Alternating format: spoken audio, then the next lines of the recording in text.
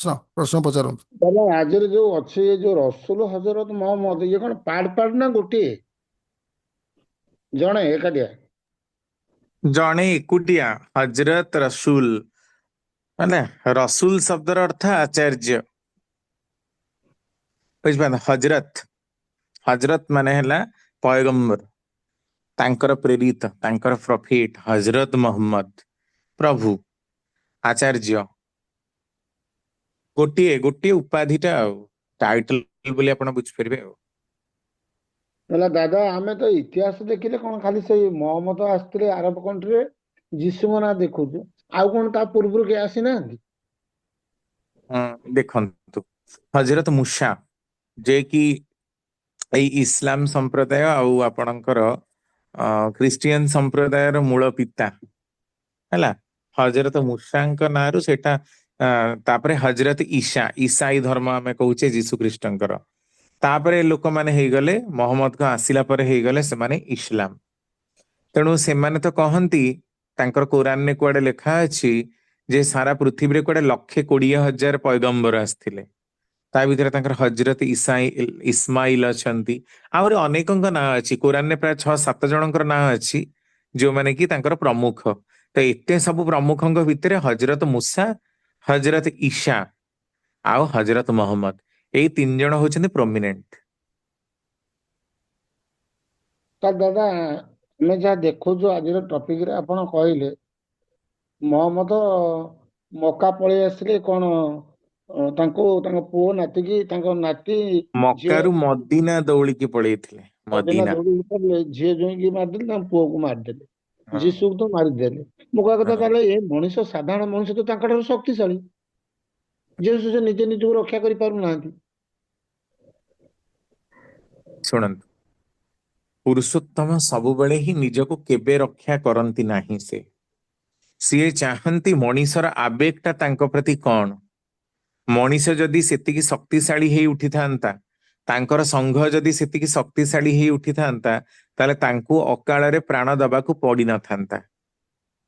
ଆଉ କେତେ ଗୁଡେ ଚାଟୁକାର, ଗୋଲାମୀଗିରି କରୁଥିବା ଲୋକ ସବୁ ଯୁଗରେ ସବୁ ସମୟରେ ଥାନ୍ତି। ସେଇ ଚାଟୁକାରୀ କରୁଥିବା ଲୋକମାନେ ହିଁ ସବୁବେଳେ ତାଙ୍କ ପାଖକୁ ଆସନ୍ତି, ୟାଙ୍କ ପାଖକୁ ଆସନ୍ତି, ଗୁପ୍ତ ତଥ୍ୟକୁ ଅଲଗା ମାନଙ୍କ ନିକଟରେ ନେଇକି ଧରି ଯାଆନ୍ତି।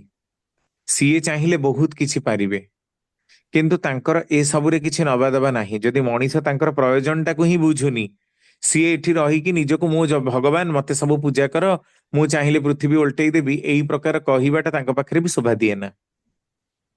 ସେମାନେ ଅନନ୍ତ ଶକ୍ତିର ଉତ୍ସ ହେଇଥିଲେ ମଧ୍ୟ ତାଙ୍କର ଶକ୍ତିର ପ୍ରୟୋଗ କରିବାକୁ ଉଚିତ ମନେ କରନ୍ତି ନାହିଁ। କାରଣ ସେ ଦେଖନ୍ତି ଯେ ମଣିଷ ଯଦି ଏ ପ୍ରକାର କରାଯିବ, ତାହେଲେ ସେ ଅଲୌକିକତା ହବ। ଆଉ ମଣିଷର ପ୍ରକୃତ ପରିବର୍ତ୍ତନର ଆକାଂକ୍ଷାଟା ତା ଭିତରେ ଜାଗ୍ରତ ହବନି। କାହିଁ ଜାଗ୍ରତ ହବନି? କାରଣ ଯେତେବେଳେ ମଣିଷ ନିଜେ ବୁଝିକି କରେ, ସେତେବେଳେ ତାର ବୋଧ ଜାଗ୍ରତ ହୁଏ, ତାର ଜ୍ଞାନଟା ଫୁଟି ଉଠେ। କିନ୍ତୁ ଅଲଗା ମାନଙ୍କର ବୁଝେଇବାରେ ମଣିଷ ଶୁଣେ, ନିଜେ କରିବାରେ କିନ୍ତୁ ନିଜର ବୋଧ ଜାଗି ଉଠେ। ତେଣୁ ଯୋଉଦିନ ପ୍ରକୃତରେ ମଣିଷ ବୋଧ କରିପାରିବ ଯେ ଯୁଗ ପରେ ଯୁଗ ପ୍ରେରିତ ମାନଙ୍କର ଆବିର୍ଭାବ ହେଇ ଚାଲିଛି ଧରା ପୃଷ୍ଠରେ, ଆଉ ତାଙ୍କୁ ହିଁ ଉଦ୍ଧାର କରିବା ପାଇଁ ଈଶ୍ୱରଙ୍କର ଏମାନଙ୍କୁ ପ୍ରେରଣ କରାଯାଉଛି, ସେଦିନ ମଣିଷର ପ୍ରକୃତ ଚରିତ୍ରର ପରିବର୍ତ୍ତନ ହବ। ଆଉ ଏଟାକୁ ଖୁବ କମ ଲୋକମାନେ ବି ରିସିଭ କରିପାରନ୍ତି। ଯୋଉମାନେ କରିପାରନ୍ତି ସେମାନଙ୍କର ସଂଖ୍ୟା କମ, ଯୋଉମାନେ ନ କରିପାରନ୍ତି, ଚାଟୁକାରୀ ଗୋଲାମଗିରି କରୁଥିବା ଲୋକଙ୍କର ସଂଖ୍ୟା ବହୁତ ଅଧିକା। ତେଣୁ ସେମାନଙ୍କର ଦୁର୍ବଳତାର ଫାଇଦା ଉଠେଇ ଯୋଉମାନେ ଶତ୍ରୁ ଦଳ ମାନେ ଯାହାଙ୍କ ସହିତ ବର୍ତ୍ତମାନର ପୁରୁଷୋତ୍ତମଙ୍କର କଥା କଟାକଟି ହୁଏ, ସେମାନେ ପ୍ରୋମିନେଣ୍ଟ ହେଇ ଉଠନ୍ତି, ଆଉ ତାଙ୍କୁ ହତ୍ୟା କରିବାକୁ ମଧ୍ୟ ପଛାନ୍ତି ନାହିଁ। କିନ୍ତୁ ଦାଦା ଏଇ ଯୋଉ ମହମ୍ମଦ, ସେ ତ ଗୋଟେ ବିଧବା ନାରୀ ବିବାହ ହେଇଥିଲେ, ତାଙ୍କ ଠାରୁ ପୁଣି ବୟସ ବୟସ ଅଧିକା, 5-7 ବର୍ଷ ହଁ ବଡ ହବ। ହଁ ହଁ ତାପରେ ବହୁତ ଡେରି ବିବାହ ହେଇଥିଲେ, ସେ ଅନେକ ପତ୍ନୀ ବି ଗ୍ରହଣ କରିଥିଲେ, ଯାହା ହଁ ତମ ଇତିହାସ କହୁଛି।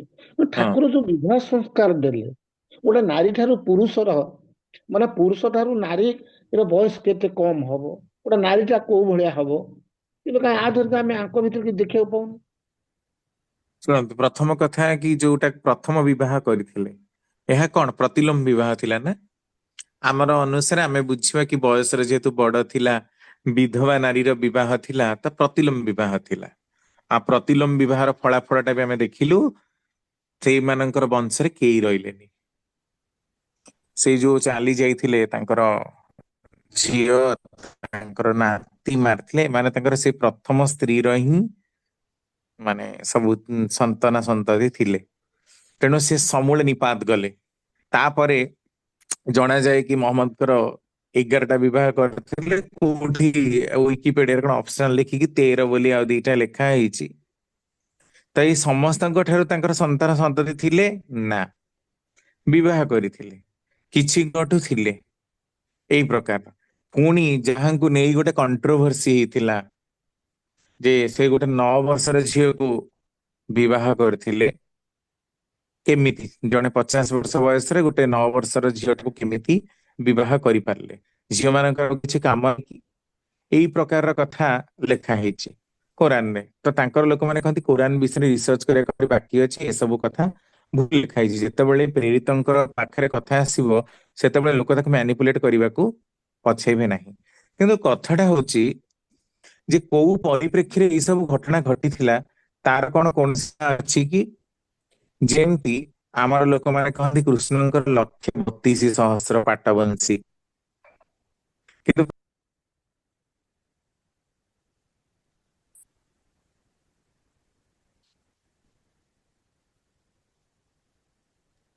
ଆଉ ରମାକାନ୍ତ ଭାଇ କଟିଗଲେ। ରମାକାନ୍ତ ଭାଇ, ହ୍ୟାଲୋ ରମାକାନ୍ତ ଭାଇ। ହଁ, ତ ହଁ ଦଶ କୁହନ୍ତୁ। ଦଶ ପାଟବଂଶୀ, ତ ଜଣଙ୍କ ଠାରୁ 10-10ଟା ସନ୍ତାନ, ଏମିତି କେତେ କଥା ଲେଖା ହେଇଛି। ଏହା ଭିତରେ ସତ୍ୟତା କୋଉଟା, ଏହାକୁ ରିସର୍ଚ୍ଚ କରିବା ପାଇଁ ଲୋକ ନାହାନ୍ତି। ଆଉ କୋଉ ପରିପ୍ରେକ୍ଷୀରେ କୋଉ କଥା ଘଟିଥିଲା ତା ଜଣା ନ ଯାଇ ଏମାନେ କହୁଛନ୍ତି ଆମର କୋରାନରେ 4-4ଟା ବିବାହ କରିବା ପାଇଁ ଲେଖା ହେଇଛି। ଆଚ୍ଛା, ଏଇ ପ୍ରଶ୍ନଟା ଠାକୁରଙ୍କୁ କରାଯାଇଛି। ଠାକୁର ଶ୍ରୀକୃଷ୍ଣ ବି ତ ବହୁ ବିବାହ କରିଥିଲେ, ଆଉ ରସୁଲ ମହମ୍ମଦ ବି ବହୁ ବିବାହ କରିଥିଲେ। ଠାକୁର କହୁଛନ୍ତି କୃଷ୍ଣ ଠାକୁରଙ୍କର ଆଉ ମହମ୍ମଦଙ୍କର ବହୁ ବିବାହର କଥା ଦେଖି ଯଦି ଆଜିର ସମୟରେ କେହି ବହୁ ବିବାହ କରିବାକୁ ଯାଏ, ତେବେ ସେ ତ ପତିତ ହେଇଯିବ। କୃଷ୍ଣ ଠାକୁର କୃଷ୍ଣ ଠାକୁର, ମହମ୍ମଦ ମହମ୍ମଦ। ତୁମେ ତାଙ୍କ ମାନଙ୍କ ସାଙ୍ଗରେ ସମାନ ହବାକୁ ଯାଇ ସାଧାରଣ ଲୋକମାନେ ଯଦି କହିବେ ଆମେ ବି 4ଟା 10ଟା 15ଟା 20ଟା ବିବାହ କରିବୁ, ତାହେଲେ ସେଥିରେ ସେମାନେ ନିଜେ ହିଁ ପତିତ ହେଇଯିବେ। କାହିଁକି? କାରଣ ସେମାନଙ୍କର ମୂଳ ସୋର୍ସ ଟା ଈଶ୍ୱରଙ୍କ ଠାରେ ଯୋଗଯୁକ୍ତ ନାହିଁ। କିନ୍ତୁ ଏମାନଙ୍କର ମୂଳ ସୋର୍ସ ଟା ପ୍ରେରିତ ମାନଙ୍କର ଈଶ୍ୱରଙ୍କ ଠାରେ ଯୋଗଯୁକ୍ତ। ତେଣୁ ସେମାନେ ମୋହମାୟାର ବନ୍ଧନରେ ଆବୃତ ହୁଅନ୍ତି ନାହିଁ। ତେଣୁ ପ୍ରଥମ ଯୋଉଟା ଆପଣ କହିଲେ ଯେ ପ୍ରତିଲୋମ ବିବାହ, ତାର ଫଳାଫଳ ଦେଖିଲୁ ବଂଶ ଧ୍ୱଂସ ହେଇଗଲା। ଆଉ ତାପରେ ଯେତେ ସବୁ ବିବାହ, ସବୁ ବିବାହରେ ତାଙ୍କର ସନ୍ତାନ ନାହିଁ, କିଛିଙ୍କ ଠାରୁ ରହିଛି।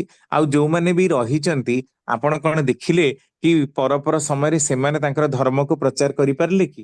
ନା, ସବୁବେଳେ ବହି ଜଗତର ତାଙ୍କର ଶ୍ୱଶୁର ଆଉ ଗୋଟେ ତାଙ୍କ ସାଙ୍ଗ, ସିଆ ସୁନି ସମ୍ପ୍ରଦାୟ ଯୋଉଟା ଆମେ କହୁଛେ, ସେଇମାନେ ହିଁ ପ୍ରଚାର କଲେ। ତାମାନେ ଏହା କଣ ପ୍ରମାଣ କରୁଛି? ଯେ ସେ ଯେତେ ବହୁ ବିବାହ କରନ୍ତୁ, ଯାହା ବି କରନ୍ତୁ, ତାଙ୍କର ସନ୍ତାନ ସନ୍ତତି ମାନେ ହିଁ ଯେ ତାଙ୍କର କୂଳକୃଷ୍ଟିକୁ ରକ୍ଷା କରିବେ, ତାର କିଛି ମାନେ ନାହିଁ। କାରଣ ତାଙ୍କ ପାଇଁ ବିବାହର ଉଦ୍ଦେଶ୍ୟ ତା ନୁହେଁ। ତାଙ୍କର କଣ ହେଇଥାଏ ନା, ଅନେକ ପୂର୍ବ ପୂର୍ବ ଜନ୍ମ ମାନଙ୍କରେ ଅନେକ ଲୋକ ଇଚ୍ଛା ପ୍ରକାଶ କରିଥାନ୍ତି, କେହି ତାଙ୍କର ମା ହେବେ ତ କେହି ତାଙ୍କର ସହଧର୍ମିଣୀ ହେବେ ତ କେହି ତାଙ୍କର ବାପା ହେବେ। ତା ଭିତରୁ କିଛିଟା ଆତ୍ମାଙ୍କୁ ସେ ସିଲେକ୍ଟ କରନ୍ତି, ଚୁଜ୍ କରନ୍ତି, ଯୋଉମାନେ ଏ ଜନ୍ମରେ ଚର୍ମଚକ୍ଷୁରେ ତାଙ୍କର ଦର୍ଶନ ପାଆନ୍ତି, ତାଙ୍କର ଲୀଳା ସହଚର ହବାର ଗୋଟେ ସୁଯୋଗ ପାଆନ୍ତି। ତେଣୁ ଆପଣ ତାଙ୍କର ବହୁ ବିବାହଟାକୁ ଏଇ ପ୍ରକାର ନେଇପାରନ୍ତି, କିନ୍ତୁ ଆମ ମାନଙ୍କ ସାଙ୍ଗରେ ସେ ତୁଳନୀୟ ନୁହନ୍ତି। ତାଙ୍କର ସତ୍ତାଟା, ମୂଳ ସତ୍ତାଟା ଯେହେତୁ ଈଶ୍ୱରଙ୍କ ଠାରେ ଲିପ୍ତ, ସେମାନେ କୌଣସି ପ୍ରକାରରେ ମୋହରେ ଆବଦ୍ଧ ହୁଅନ୍ତି ନାହିଁ। ତେଣୁ କଥାଟାକୁ ଏମିତି ବୁଝିବାକୁ ପଡିବ ବୋଲି ଠାକୁର କହୁଛନ୍ତି। ହୁଁ। ହଉ, ଜୟ ଗୁରୁ। ରମାନାଥ ଭାଇ ଜୟ ଗୁରୁ, ବହୁତ ବହୁତ ଧନ୍ୟବାଦ, ଜୟ ଗୁରୁ। ଜୟ ଗୁରୁ। ନେକ୍ସଟ ନେକ୍ସଟ ଦେଖନ୍ତୁ, ପରବର୍ତ୍ତୀ ଅଶୋକ କୁମାର ଦାସ। ଅଶୋକ କୁମାର ଦାସ ଭାଇ, ଅଡିଓ ଖୋଲନ୍ତୁ। ଅଶୋକ କୁମାର ଦାସ। ଜୟ ଗୁରୁ। ଜୟ ଗୁରୁ, ଜୟ ଗୁରୁ।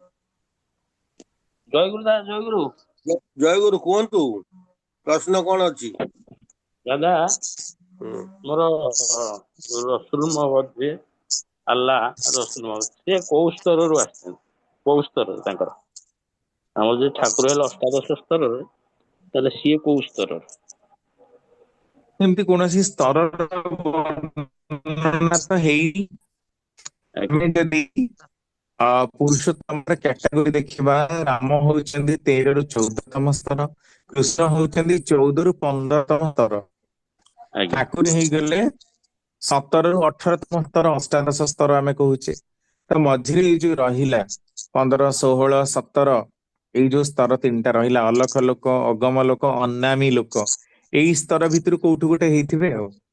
ଗୁରୁ ନାନକ, ତାପରେ ଗୁରୁ ଗୋବିନ୍ଦ ସିଂ, ଆଜ୍ଞା ଯିଶୁ, ମହମ୍ମଦ, ଆଜ୍ଞା ଶ୍ରୀ ଚୈତନ୍ୟ ଦେବ, ଏ ଆଜ୍ଞା ସମସ୍ତେ ଏଇ ତିନୋଟି ସ୍ତରରୁ ହିଁ ଆସିଛନ୍ତି। ଯେତେବେଳେ ଅନନ୍ତ ମହାରାଜ ଧ୍ୟାନ କରିଥିଲେ, କିଛିଙ୍କୁ ସେ ଆଜ୍ଞା ଦେଖିପାରିଲେ, ଯେମିତି କି ଗୁରୁ ନାନକ ହୁଅନ୍ତୁ, ଶ୍ରୀ ଚୈତନ୍ୟ ଦେବ ହୁଅନ୍ତୁ, ଏମାନଙ୍କୁ ମଧ୍ୟ ଦର୍ଶନ ପାଇଲେ।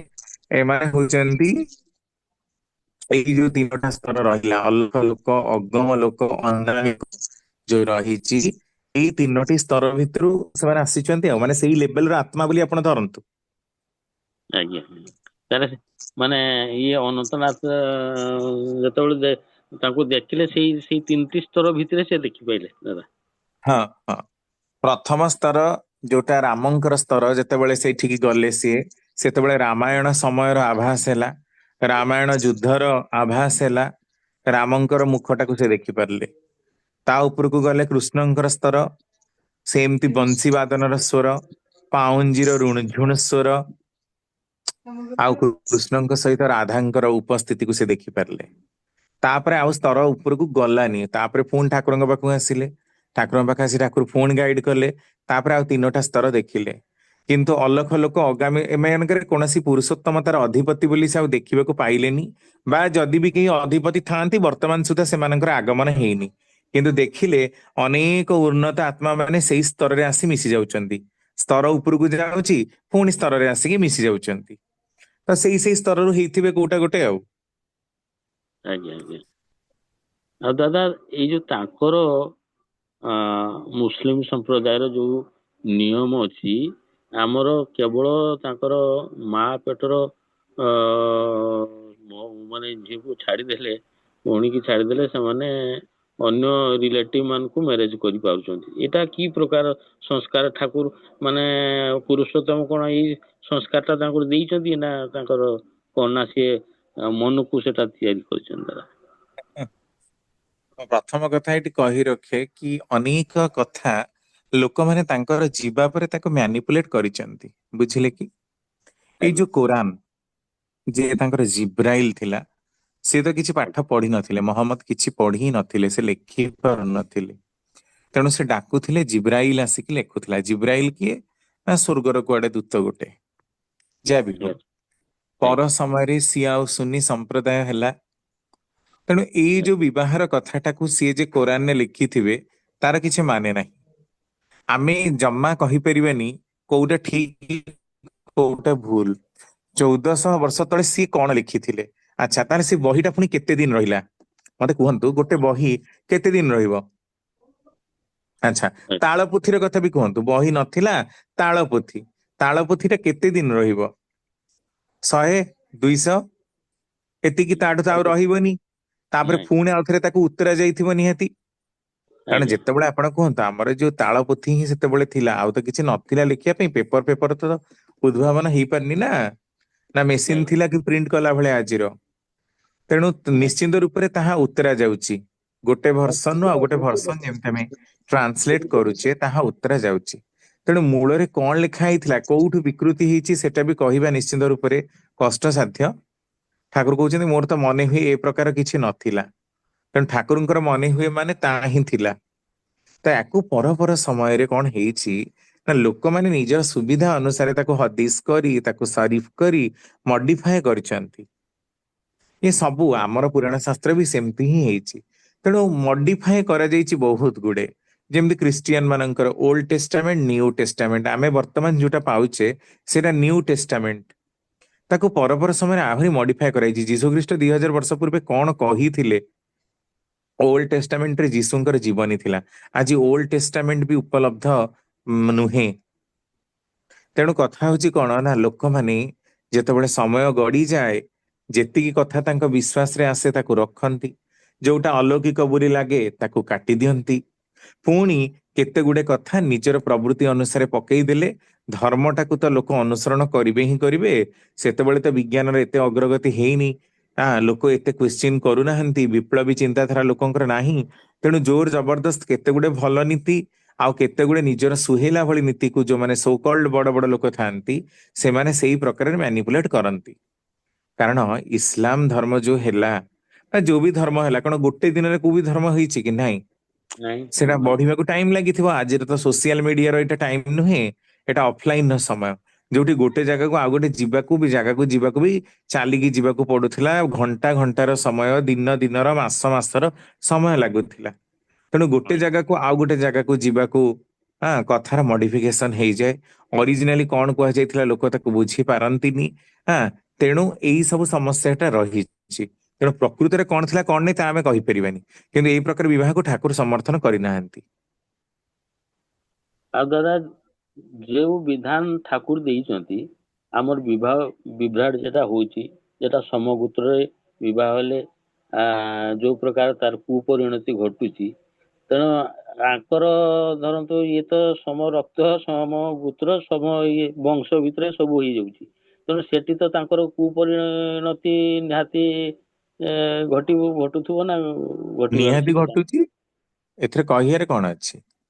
ତାଙ୍କ ମାନଙ୍କ ଭିତରେ ବି ଅନେକ ରକ୍ତହୀନତା, ସିକିଲ ସେଲ ଆନିମିଆ ଏଇ ସବୁ ବହୁ ଭାବରେ ଘଟି ଚାଲିଛି। ତାଙ୍କ ମାନଙ୍କ ଭିତରେ ବି ପଡେ ନା, ତେଣୁ ତାଙ୍କର 3 ତଲାକ କଥା ଆପଣ ଜାଣିଛନ୍ତି, ଭାରତରେ ସିନା ଉଠିଗଲା, ନହେଲେ 3 ତଲାକ କଥା। ତାଙ୍କର ବିବାହ ବିଭ୍ରାଟ ଯୋଗୁ ଦେଖନ୍ତୁ, ତାଙ୍କ ମାନଙ୍କ ଭିତରେ କୋଉ ବଡ ବଡ ଲୋକ, ସାଧୁ ସନ୍ଥ ଏମାନଙ୍କର ଆଗମନ ଟା ଖୁବ ହିଁ କମ। ତାଙ୍କର ଆଜ୍ଞା ଖାଦ୍ୟପେୟ, ତାଙ୍କର ଚଳଣି ଗୁଡାକ ଅନେକ ଭାବରେ ହିଁ ବିଭ୍ରଷ୍ଟ।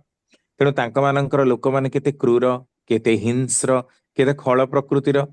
ତାଙ୍କର ଯେତେ ରାଜା ମହାରାଜା ମାନଙ୍କୁ ଦେଖନ୍ତୁ, ପ୍ରାୟତଃ ସେଇ ପ୍ରକାରର।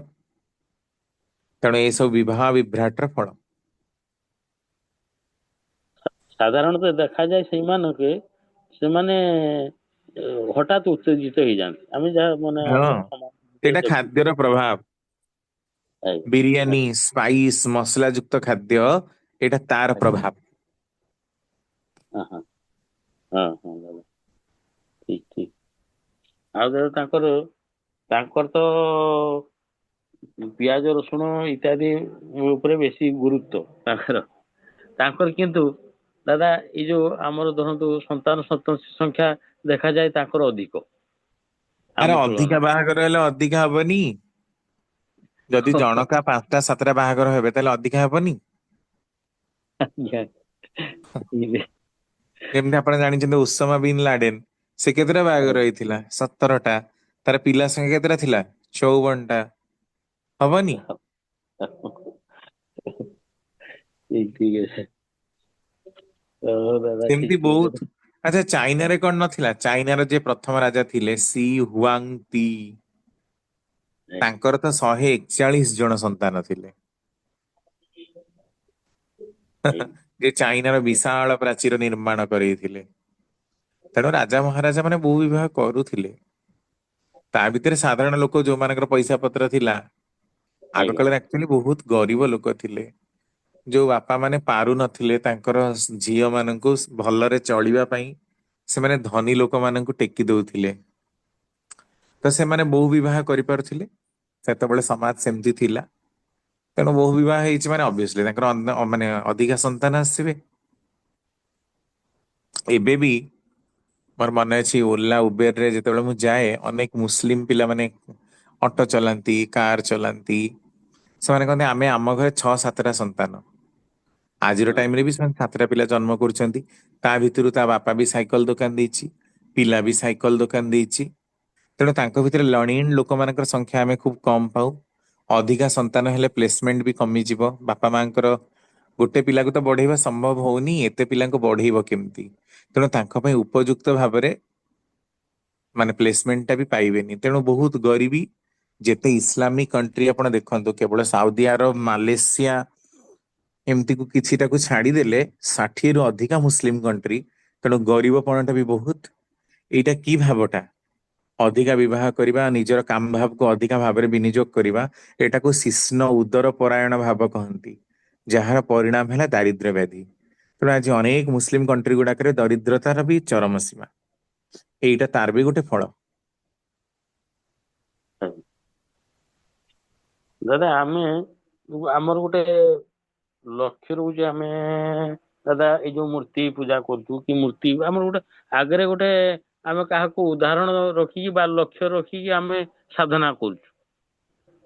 ଦାଦା ତାଙ୍କର ତାହେଲେ କଣ ନିରାକାର କୁ ଇଏ କରନ୍ତି ନା ହଁ, ତାଙ୍କର ଆକାରକୁ? ନାଇଁ, ନିରାକାରଙ୍କୁ ହିଁ କରନ୍ତି। ଆଜ୍ଞା, ହଉ ଠିକ ଅଛି ଦାଦା। ସେମାନଙ୍କର ଧ୍ୟାନ ସହିତ ଈଶ୍ୱରଙ୍କୁ ହିଁ କରନ୍ତି, ନିରାକାର ଈଶ୍ୱରଙ୍କୁ। ଆଉ ତାଙ୍କର କିଛି ସ୍ୱରୂପ ନାହିଁ ଆଉ। ଠିକ ଠିକ ଆଜ୍ଞା। ଆମର ତ କିନ୍ତୁ ନିରାକାର ଧନ ଯୋଉ ଅଲେଖ ସମ୍ପ୍ରଦାୟ ଅଛନ୍ତି, ସେମାନେ ନିରାକାର କହୁଛନ୍ତି କିନ୍ତୁ ଗୋଟେ ଦୀପ ଜଳଉଛନ୍ତି, ଗୋଟେ ଜ୍ୟୋତି ରଖୁଛନ୍ତି ଆଗରେ, ଯୋଉଟାକୁ କି ସେମାନେ ସେଇଟାକୁ ଲକ୍ଷ୍ୟ ବି ତାଙ୍କର ରହୁଛି। କିନ୍ତୁ ହୁଁ। ୟାଙ୍କର ସେମିତି କିଛି ଲକ୍ଷ୍ୟ ନାହିଁ ଦାଦା। ନା, ଆଜ୍ଞା, ଠିକ ଅଛି ଦାଦା। ଜୟ ଗୁରୁ, ଜୟ ଗୁରୁ। ଜୟ ଗୁରୁ, ଜୟ ଗୁରୁ। ଜୟ ଗୁରୁ। ବୁଝିପାରିଲେ ଅସୁବିଧା? ଆଉ ଟିକେ ଆମେ ଆଗେଇବା, ଆଗକୁ ଟିକେ ଯିବା। ନେକ୍ସଟ ଆମର ଅଛନ୍ତି ନଳିନୀ ଜେନାମା। ନଳିନୀ ଜେନାମା, ଅଡିଓ ଖୋଲନ୍ତୁ। ନଳିନୀ ଜେନାମା, ହ୍ୟାଲୋ। ଜୟଗୁରୁ ଜୟଗୁରୁ ଦାଦା ଜୟଗୁରୁ। ଜୟ ଜୟ ତମନ୍ଦା ଜୟଗୁରୁ, ସମସ୍ତଙ୍କ ହାତରେ ଜୟଗୁରୁ। ଦାଦା ଯୋଉ ଆମର ମେନ୍ ଯେତେବେଳେ ସୃଷ୍ଟିଟା ଆରମ୍ଭ ହେଲା ଦାଦା, ସେତେବେଳେ ତ ଆମର କିଛି ଧର୍ମ ସେତେବେଳେ କିଛି ନଥିଲା, ଜାତି ଧର୍ମ ବର୍ଣ୍ଣ ନିର୍ବିଶେଷରେ। ସେତେବେଳେ ତ ଖାଲି ମାନେ ନାରୀ ଜାତି ଆଉ ପୁରୁଷ ଜାତି, ସେଇଟା ଦିଟା ଜାତି ସୃଷ୍ଟି ହେଇଥିଲା। ତାପରେ ମାନେ କେତେବେଳେ ଯେ ଏଇ ଯୋଉ ମାନେ ହିନ୍ଦୁ ମୁସଲିମ ଖ୍ରୀଷ୍ଟିଆନ ଏଇ ଯୋଉ ଧର୍ମର କେତେବେଳେ ଉଦ୍ଭାବନ କରାହେଲା, କେମିତି ମାନେ କଣ ପାଇଁ ଏଇଟା କରାଗଲା? ଆଉ ଥରେ ମା ପ୍ରଶ୍ନଟା ଟିକେ। ଦାଦା ମୋ କହିବା କଥା, ସୃଷ୍ଟିରେ ତ ଯୋଉ ନାରୀ ପୁରୁଷ ଦି ଜଣ ହିଁ ସୃଷ୍ଟି ହେଇଥିଲେ। ଏ ଯୋଉ ହିନ୍ଦୁ ମୁସଲିମ ଖ୍ରୀଷ୍ଟିଆନ ଏଇ ଯୋଉ ଧର୍ମ କେତେବେଳେ ସୃଷ୍ଟି କରାଗଲା, କଣ ପାଇଁ କରାହେଇଛି? କେହି କରିନାହାନ୍ତି। ମହମ୍ମଦଙ୍କର ଆସିଲା ପରେ ସେମାନେ ମୁସଲିମ ହେଲେ, ଖ୍ରୀଷ୍ଟଙ୍କର ଆସିଲା ପରେ ଖ୍ରୀଷ୍ଟିଆନ। ତା ପୂର୍ବରୁ ତ ସତ୍ୟ ସନାତନ ଧର୍ମ ହିଁ ସାରା ପୃଥିବୀରେ ଥିଲା ନା। ଆଜ୍ଞା ଆଜ୍ଞା ତେଣୁ କାହିଁକି ଦାଦା କଲେ, ମାନେ କାହିଁକି ଏଥିପାଇଁ ଯେ ଡୋମିନାଣ୍ଟ ହବା ପାଇଁ। ଯେତେବେଳେ ଆଜ୍ଞା ମଣିଷ ଚାହିଁଲା ନିଜର ଗୋଟେ ଗ୍ରୁପ କରିବା ପାଇଁ, ସେତେବେଳେ ଗ୍ରୁପକୁ ବଢେଇବାର ତାର ଗୋଟେ ଉଦ୍ଦେଶ୍ୟ ରହିଲା, ଯେ ସାରା ପୃଥିବୀକୁ ଆମେ ମାନେ କେମିତି ଜୟ କରିବୁ। କାରଣ ଯେତେବେଳେ ମଣିଷର ଜ୍ଞାନ ବୁଦ୍ଧି ନଥିଲା, ମଣିଷ ଭଲରେ ଚଳୁଥିଲା, ଧର୍ମରେ ଚଳୁଥିଲା, ନିୟମରେ ଚଳୁଥିଲା। ଯେତେବେଳେ ମଣିଷ କଲୋନିଆଲିଜିମ ଆରମ୍ଭ ହେଲା, ରାଜ ଶାସନ ଆରମ୍ଭ ହେଲା, ରାଜା କାହାକୁ ନେଇକି ହବ? କିଛି ପ୍ରଜାଙ୍କୁ ନେଇକି ହବ। ଆଚ୍ଛା, ଯିଏ ଯେତେ ପ୍ରଜାଙ୍କୁ ଏକଜୁଟ କରିପାରିବ, ସିଏ ସେତେ ଶକ୍ତିଶାଳୀ ରାଜା ହବ। ତେଣୁ ଏଇ ଯୋଉ ରାଜତ୍ୱ ବିସ୍ତାର କରିବା, ଶକ୍ତିଶାଳୀ ହବାର ନିଶାରୁ ହିଁ ମଣିଷ ଧର୍ମ ବିସ୍ତାର କରିବାକୁ ଆରମ୍ଭ କଲା। ଯୋଉ ସମ୍ପ୍ରଦାୟର ଯେତେ ଅଧିକା ଲୋକ, ସିଏ ସମ୍ପ୍ରଦାୟ ସେତେ ବଡ, ତାର କଥା ରହିବ, ତାର ମାନେ ବେସମେଣ୍ଟ ଟା ରହିବ। ତେଣୁ ଲୋକ ଧର୍ମକୁ ପ୍ରଚାର କରିବାକୁ ଆରମ୍ଭ କଲେ, ଆଉ କଣ। ଆଜ୍ଞା। ଆଚ୍ଛା ଦାଦା, ଯୋଉ ଆମର ସନାତନ ଧର୍ମର ମାନେ ମୂଳ ଭିତ୍ତି, ମୂଳ ଲକ୍ଷ୍ୟ କଣ କହିଲେ? ସନାତନ ଧର୍ମ ଏକେଶ୍ଵର ବାଦ, ଈଶ୍ୱରଙ୍କର ପୂଜା କରିବା, ଯିଏ ସର୍ବଶକ୍ତିମାନ, ଯିଏ ସର୍ବତ୍ର ବିଦ୍ୟମାନ, ସବୁ କିଛି କରିବାର କ୍ଷମତା ଯାହାଙ୍କ ପାଖରେ ଅଛି, ଆଉ ତାଙ୍କୁ ମାନି ନିଜର ଚରିତ୍ର ଗଠନ କରିବା। ଆପଣ ସନାତନ ଧର୍ମର, ଏଇଟା ସନାତନ ଧର୍ମ କାହିଁ, ସବୁ ଧର୍ମର ହିଁ ଏଇଟା ମୂଳ ଲକ୍ଷ୍ୟ। ଆଜ୍ଞା। କିନ୍ତୁ ଆମର ଠାକୁରଙ୍କର ତା ତ ପରପର ସମୟରେ ସବୁ ନୀତି ନିୟମ କରି, ସେ ବ୍ରତ ଉପବାସ ବହୁତ ଜିନିଷ ଖଞ୍ଜି ଖାଞ୍ଜି ଚାଲିଲା। ସେ ପୁଣି ବିଭିନ୍ନ ସ୍ଥାନ ଅନୁସାରେ, ଲୋକାଚାର ଅନୁସାରେ ଅନେକ ନୀତି ନିୟମକୁ ଖଞ୍ଜି ଦିଆଗଲା। ଆଜ୍ଞା ଯେମିତି ଆପଣ ଯେମିତି ଦେଖନ୍ତୁ, ଅଙ୍ଗୁର, ସେଉ, କଦଳୀ, ଏଇ ସବୁ ଲେଖିବାର ମାନେ ଖାଇବାର କଥା ଲେଖା ହେଇଛି। ଏଟା କେବେ ଲେଖା ହେଇଛି? ଏଇ ସବୁ କଥା କିନ୍ତୁ ଆପଣ ରାମାୟଣ ମହାଭାରତରେ ଏହାର ବର୍ଣ୍ଣନା ପାଇବେନି। କାରଣ ଅଙ୍ଗୁର, ସେଉ, କଦଳୀଟା ଆମର ଏଇଠି, କଦଳୀଟା ବି ନେଟିଭ ଟୁ ମାଡାଗାସ୍କର। ଏଇ ସବୁ ଗୁଡା ବହୁତ ପରେ ଆସିଛି ଫଳ ଗୁଡାକ। ଆମ ମାନଙ୍କର ଆଜ୍ଞା ଜଙ୍ଗଲୀ ଫଳ ଦବାର ବ୍ୟବସ୍ଥା ରହିଛି। ପ୍ରଥମେ ଯୋଉ ପ୍ରାରମ୍ଭିକ ଓଷା ଗୁଡାକରେ ଆମେ ଜଙ୍ଗଲରୁ ଯେମିତି କେନ୍ଦୁ, ଚାର, ଜଙ୍ଗଲୀ ଫଳ, ଆମେରିକା ଆଜ୍ଞା ଘରିକାରେ ବି ସେଇଆ। ଦେଖନ୍ତୁ, ଆମେ ଯୋଉ କୋକା କୋଲା ପିଉଛେ, ତାଙ୍କର ପ୍ରଥମେ କୋକା ବୋଲି ଗୋଟେ ଗଛ, ତାର ଫଳଟାର ଟେଷ୍ଟ ହଉଛି କୋକା କୋଲାର ଟେଷ୍ଟ। ସେମାନେ ସେଟା ଗଡସ୍ ଫ୍ରୁଟ ବୋଲି କହନ୍ତି। କାରଣ ପ୍ରଥମେ ତ ଯାତାୟାତ ଏସବୁ ଗୁଡା କିଛି ନଥିଲା। ଯୋଉ ଫଳଟା ଜଙ୍ଗଲରେ ଟେଷ୍ଟ ଲାଗୁଥିଲା ସେମାନେ ପ୍ରକୃତିକୁ ଅର୍ପଣ କରୁଥିଲେ। ପ୍ରକୃତିରେ ହଉଛି, ତେଣୁ ପ୍ରକୃତି ହେଲା ଦେବତା। ସୂର୍ଯ୍ୟଙ୍କୁ ଅର୍ପଣ କଲେ, ସୂର୍ଯ୍ୟଙ୍କୁ ସବୁଦିନ ଦେଖୁଛନ୍ତି। ସୂର୍ଯ୍ୟ ନହେଲେ ପାଣି ଜମି ଯାଉଛି, ସୂର୍ଯ୍ୟ ନହେଲେ କିଛି ହେଇପାରୁନି। ତେଣୁ ସେମାନେ ସୂର୍ଯ୍ୟ ପୂଜା କରିବା ଆରମ୍ଭ କଲେ, ଚନ୍ଦ୍ର ପୂଜା କରିବା ଆରମ୍ଭ କଲେ, ମାଟି ପୂଜା କରିବା ଆରମ୍ଭ କଲେ। ଦେଖିଲେ ମାଟିରେ ଗଛ ଫଳୁଛି, ମାଟିରେ ଅମୃତ ଫଳୁଛି। ତେଣୁ ଏମିତି କରି ପୂଜା ବି କଲେ, ଆଉ ଯୋଉ ଫଳଟା ସେମାନେ ଖାଉଥିଲେ ସେଟା ତାକୁ ନିବେଦନ କଲେ। ତାପରେ ଯେତେବେଳେ ସମଗ୍ର ପୃଥିବୀରେ ବିଭିନ୍ନ ପ୍ରକାର ଫଳର ପ୍ରଚଳନ ହେଲା, ସେତେବେଳେ ଏଇ ସବୁ ଫଳ ଅର୍ପଣ କରିବାର ବିଧାନ ଆସିଥିଲା। ଯେମିତି ଆପଣ ଦେଖନ୍ତୁ, ଆମେ କେତେ ପ୍ରକାରର ଆଜି ଖଜୁରୀ ପାଉଛେ, କିନ୍ତୁ ଆମର ଖଜୁରୀ କେତେ ଛୋଟ, ଯୋଉଟା ସାବିତ୍ରୀରେ ପୂଜା କରାଯାଏ। ଆମେ ଏଇ ସବୁ ଆଜ୍ଞା ଯୋଉ ଡେଟ୍ସ ଗୁଡାକ ପାଉଛନ୍ତି, ଏଇ ଯୋଉ ବଡ ବଡ ଖଜରା ଖଟା ବୋଲି ଆମେ କହୁଛେ, ଆଜ୍ଞା ଏଇ ଖଜରା ଖଟା ଗୁଡାକ ପ୍ରାୟତଃ ଆରବିଆନ କଣ୍ଟ୍ରି ଗୁଡାକରୁ ଆସେ। କାରଣ ସେଇଠି ଏତେ ବଡ ବଡ ଖଜରା ଗୁଡାକ ହୁଏ, ଆମର ଏଠି ହୁଏ ନା। ତ ଆଜି ଆମେ ସବୁକୁ ହିଁ ଭୋଗ ଲଗେଇଲୁଣି, ସବୁ ପ୍ରକାରର। କିଏ ଡ୍ରାଗନ ଫ୍ରୁଟ, କେତେ ପ୍ରକାରର ସବୁ, ଏସବୁ କଣ ଥିଲା କି? ତେଣୁ ଯୋଉ ସମୟରେ ଯେମିତି ଥିଲା, ବହି ସେମିତି ଲେଖା ହେଇଛି, ବିଧାନ ସେମିତି ହେଇଛି। ସମୟ ଅନୁସାରେ ଏଗୁଡାକ ମଡିଫାଏ ବି ହେଇଛି, ରେକ୍ଟିଫାଏ ବି ହେଇଛି। ଏୟା ନୁହେଁ ଯେ ସେ ସମୟରେ ଯାହା ଥିଲା ଆଜି ବି ସେୟା ଅଛି। ଆଜ୍ଞା ଆଜି ବି ଆପଣ ଦେଖନ୍ତୁ, ଆରବରେ ସେତେବେଳେ ଖାଲି ଖଜୁରୀ ଖାଇକି ତାଙ୍କର ଯୋଉ ରୋଜା ଭାଙ୍ଗୁଥିଲେ। ଆଜି ତ ପୁଣି ଲୋକ ସେଉ, କମଳା, ଅଙ୍ଗୁର ଏଇ ସବୁ ଖାଉଛନ୍ତି। କାରଣ ଆରବରେ ଏ ସବୁ ହୁଏ ନା, କେବଳ ଖଜୁରୀ ହୁଏ। ଯୋଉ ତେଣୁ ଯୋଉଠି ସମୟରେ ଯାହାଟା ଯୋଉଟା ମିଳେ ଆଉ। ଆଭେଲେବଲ, ଆଜ୍ଞା ଯୋଉ ଆଉ ସମୟରେ ଏମିତି ବି ଯୋଉଟା ଦେଖନ୍ତୁ, ମିଳେ। ଆମର ଯୋଉ ପୋଡିବାର ବିଧାନ, ଲୋକ ମରିଗଲେ ମୁସଲିମ ମାନଙ୍କର ଦେଖନ୍ତୁ ପୋତିବାର ବିଧାନ, କଫିନ, ଖ୍ରୀଷ୍ଟିଆନ ମାନଙ୍କର କଫିନ ରେ। ଏଇଟା ଧର୍ମର କଥା ନୁହେଁ, ଆଭେଲେବିଲିଟି। ସାଉଦି ଆରବରେ ବା ଆରବରେ ଆପଣ କେମିତି ପାଇବେ? ଆରବରେ ଆପଣ କଣ ପାଇବେ ଯେ କାଠ ସେଇଠି ଲୋକଙ୍କୁ ପୋଡିବେ? ଆରବରେ କାଠ ମିଳେ ନା, କାରଣ ଗଛ ହିଁ ନାହିଁ। ତେଣୁ ସେମାନେ କଣ କରିବେ? ବାଲି ତଳେ ଲୋକଙ୍କୁ ଦଫନା କହନ୍ତି, ବାଲି ତଳେ ଲୋକଙ୍କୁ ପୋତିବେ କଫିନ ରେ। ତ ସେଇଟା ତାଙ୍କର ବିଧାନ ଥିଲା। ଖ୍ରୀଷ୍ଟିଆନ ଆଜ୍ଞା ମାନଙ୍କର ସେମିତି ବରଫାବୃତ ଅଞ୍ଚଳ, ଆଉ ବରଫରେ କେମିତି ଦବେଇବେ? ତ କାଠର ଗୋଟେ କରି, ଓକ କାଠରେ କରି, ତା ଭିତରେ ତାକୁ ମାନେ ବରଫ ତଳେ ତାକୁ ପ୍ରୋଟେକ୍ଟ କରିକି ରଖନ୍ତି। ସେ ତା ଭିତରେ ହାଡ ମାଂସ ଗଳି ଗଳି ଗଳି ଗଳି ହଜାର ହଜାର ବର୍ଷ ଥିବ। ତ ଏଇ ସବୁକୁ ଧର୍ମ ସହ ଯୋଡା ଯାଇଛି। ପ୍ରକୃତରେ ଏଗୁଡାକ ଧର୍ମର ଅଂଶ ବିଶେଷ ନୁହେଁ। ଏଟା ହଉଛି କୋଉ ରିସୋର୍ସ ର ଆଭେଲେବିଲିଟି ଅଛି, କୋଉ ସମୟରେ ପ୍ରଥା ଆରମ୍ଭ ହେଇଛି, ସେଇ ସମୟରେ ଯାହା ଥିଲା ତାର ହିଁ ଏଇଟା ପରିଣାମ। ଆଉ ପର ସମୟ ୟାକୁ ଧର୍ମ ସହିତ ଯୋଡା ଯୋଡି କରିକି ବହୁତ କଥା କରାଯାଇଛି। କିନ୍ତୁ ଆଜ୍ଞା ପ୍ରଥମେ ହେଲା ମଣିଷ। ପ୍ରଥମ ସଭ୍ୟତାର ବିକାଶରେ କଣ ହେଇଛି ସେଇଟା ଦେଖିବା ଦରକାର। ଆଜ୍ଞା ଦାଦା, ଆମର ହିନ୍ଦୁ ଧର୍ମରେ ଆକ୍ଚୁଆଲି ମାନେ ଶବଦାହ କେମିତି କରିବା କଥା? ଯୋଉ ଦଉଛନ୍ତି, କିଏ ତ ପୋଡି ଦଉଛନ୍ତି, କିଏ ନହେଲେ କହୁଛନ୍ତି ଯୋଉ ନା ଗାତ ଖୋଳିକି ପୋତି ଦେଲେ, ଯୋଉ ଲୁଣ ଫୁଣ ଦେଇକି ସେମିତି ହିନ୍ଦୁ କରିଦଉଛନ୍ତି। ଧର୍ମରେ କୋଉଠି ଗାତ ଖୋଳି କିଏ ପୋତୁଛି? ହଁ, କେତେ ଅଛନ୍ତି ଗାଁରେ କରୁଛନ୍ତି ସେମିତି। ନାଇଁ ନାଇଁ, ସେମାନଙ୍କୁ ଆଭେଲେବିଲିଟି ନଥିବ, କଣ ବାସନ୍ଦ ଫାସନ୍ଦ ହେଇଥିବ, ଗାଁ ମଶାଣି ଆଭେଲେବଲ ନଥିବ, ସେ ପୋତୁଥିବେ। ନହେଲେ ପୋତିବାର କଥା ହିନ୍ଦୁ ଧର୍ମରେ ନାହିଁ, ପୋଡିବାର ହିନ୍ଦୁ କଥା ହିଁ ଅଛି ଧର୍ମରେ ମଶାଣି। ପୋଡିବା, ହଁ, ସମାଧି ସମାଧି ରମାକାନ୍ତ ଭାଇ, ସମାଧି ଦଉଛନ୍ତି। ଯୋଉ ଆଜ୍ଞା ସାଧୁ ଆଜ୍ଞା ସନ୍ଥ ମାନଙ୍କୁ ସମାଧି ଦିଆହଉଛି, ସମାଧି। ସେଇଟା ହଁ ସେଇ ସମାଧି। କଥା ହଁ ହିଁ ନଳିନୀ ମା କହୁଛନ୍ତି। ହଁ, ସମାଧି ଦଉଛନ୍ତି। ଏଇନା କେତେ ହଁ, ସମାଧି ଜଣଙ୍କୁ, ଦିଆଯାଏ, ଜଳ ସମାଧି ଦିଆଯାଏ।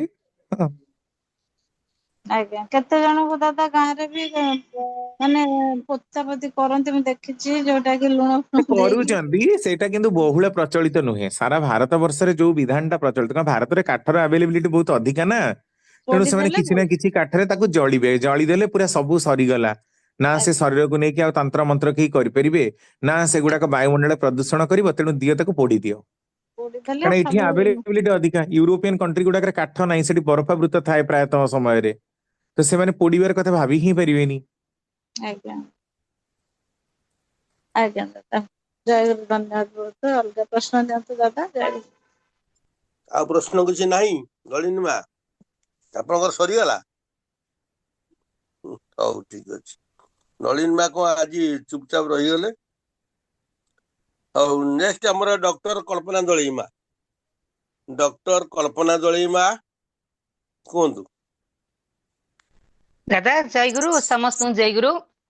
ଜୟଗୁରୁ, ଜୟଗୁରୁ, ଦାଦା କୁହନ୍ତୁ। ଆଜି ମାନେ ଯୋଉ ତାଙ୍କର ମହମ୍ମଦ ନିରାକାର ରୂପରେ ଆଜି ତାଙ୍କ ମାନେ ପୂଜା ଯୋଉ କରୁଛନ୍ତି, ସାକାର ରୂପରେ ଠାକୁର ଅନୁକୂଳ ଚନ୍ଦ୍ର ଆସିଲେ ବୋଲି ସେମାନେ ତ ଜାଣିନାହାନ୍ତି, ବା ତାଙ୍କ ସହିତ ଆମେ ସେତିକି ମିଶୁନୁ, ବା ଆଜି ଗିର୍ଜା ମସଜିଦ୍ କୁଆଡେ ଆମେ ଯାଉନୁ, ହେଲେ ସେମାନେ ଧର୍ମଟା କଣ ଏକ ବୋଲି ଭାବିଛନ୍ତି ନା ସେଟା ଅଲଗା ବୋଲି ଭାବିଛନ୍ତି।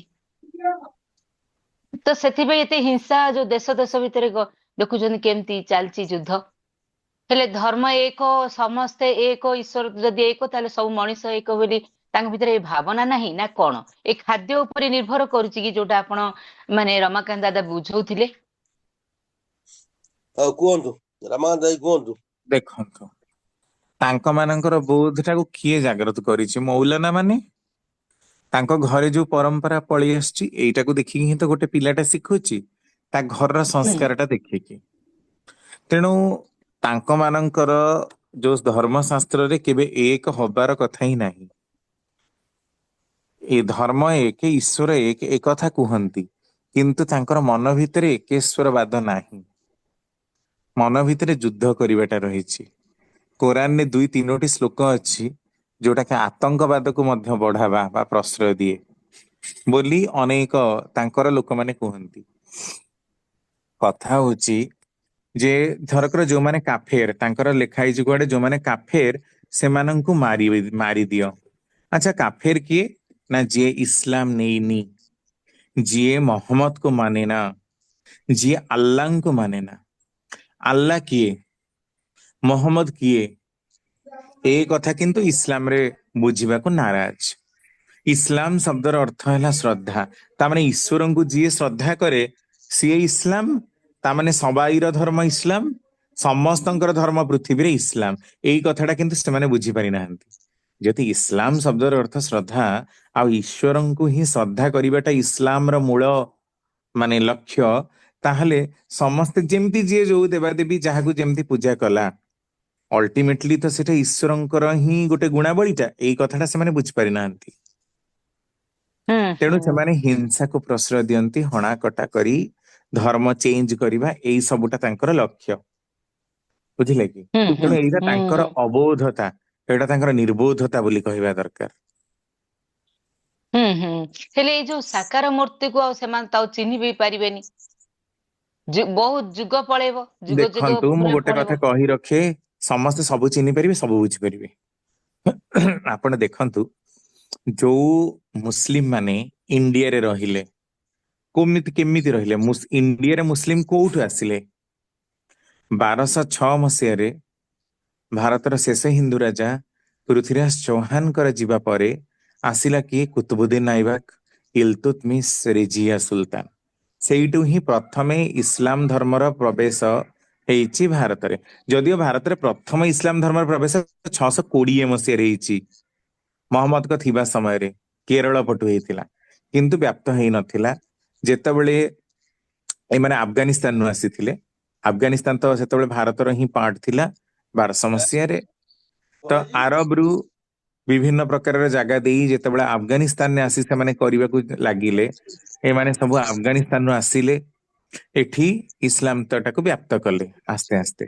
1500 ମସିହାରେ ମୋଗଲ ମାନଙ୍କ ଆସିବାରେ ଜୋର ଜବରଦସ୍ତ ସେମାନେ ହିନ୍ଦୁ ମାନଙ୍କୁ ମୁସଲିମ କରିବାକୁ ଆରମ୍ଭ କଲେ।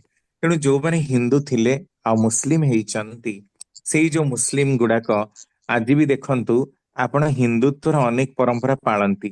ଯେମିତି ଆପଣ ଦେଖନ୍ତୁ ବାହାଘରର ଗୋଟେ କଥା, ଏଇ ଯୋଉ ମେହେନ୍ଦୀ ରସମ, ତାପରେ ଆପଣଙ୍କର ମୁଣ୍ଡରେ ମଥାମଣି ଦବା, ଏଇ ଯୋଉ ଆଜି ପିନ୍ଧୁଛନ୍ତି କଣ ଆପଣଙ୍କର ଲେହେଙ୍ଗା, ଏଇଗୁଡା କଣ ତାଙ୍କର ଅଛି କି? ଆରବରେ ତ ଏମିତି ନାହିଁ। ଆରବରେ କଣ ବାହାଘର ଏମିତି ହୁଏ? ହୁଏ ନା। କିନ୍ତୁ ଇଣ୍ଡିଆରେ ହୁଏ। ତାମାନେ ଇଣ୍ଡିଆନ ମୁସଲିମ ମାନଙ୍କର ଇଣ୍ଡିଆନ କଲଚର ରହିଛି। ସବୁ ଜାଗାର ମୁସଲିମ ମାନଙ୍କର ତାଙ୍କର ନିଜସ୍ୱ କଲଚର ରହିଛି। ତାହା ହବ ଯୋଉ ଦେଶକୁ ଯିବ, ଯେ ଦେଶ ଯାଇ ସେ ଫଳ ଖାଇ। ତେଣୁ ଆପଣ ଦେଖିବେ, ସମୟ ଗଡିଯିବ, ଆଜି ହିନ୍ଦୁ, ମୁସଲମାନ, ଖ୍ରୀଷ୍ଟିଆନ କେହି ବି ଆଉ ଭଗବାନଙ୍କୁ ନାହିଁ, କେହି ପୂଜା ପାଠ ଆଉ କରୁ ହିଁ ନାହାନ୍ତି। ସର୍ବେ ହୋଇବେ ଏକାକାର, ନଥିବ ଭେଦର ବିଚାର। ସେତେବେଳେ ଦେଖିବେ ଏକେଶ୍ୱର ବାଦ ହିଁ ଥିବ। ସମସ୍ତେ ସମସ୍ତଙ୍କୁ ବୁଝୁଥିବେ, ସମସ୍ତେ ବି ମାନେ ଇସଲାମ କୁ ଯାଉଥିବେ, ସେଇ ଇସଲାମ ଲୋକ ଆସିକି ମନ୍ଦିରରେ ପଶୁଥିବେ, ସିଏ ଦାଳେ ଯାଇକି ଖ୍ରୀଷ୍ଟିଆନ ଯାଇକି ଚର୍ଚ୍ଚରେ ପଶିଲେଣି, ଇଏ ବି ଯାଇ ଚର୍ଚ୍ଚରେ, ସମସ୍ତେ ସବୁଠିକି ଯିବେ, ସମସ୍ତେ ସମସ୍ତଙ୍କ ହାତରୁ ଖାଇବେ, ଆଉ କିଛି ହିଁ ନଥିବ। ସେତେବେଳେ ମଣିଷ ସମ୍ପ୍ରଦାୟ ଭିତରେ ବାନ୍ଧି ହବନି, ସେତେବେଳେ ହିଁ ଏକେଶ୍ୱରବାଦ ହବ but it will take some time. Some time ମାନେ ତ ଯୁଗ ଯୁଗ ପଳେଇବ ବୋଧେ। ନା, ବେଶୀ ବେଶୀ ଡେରି ନାହିଁ।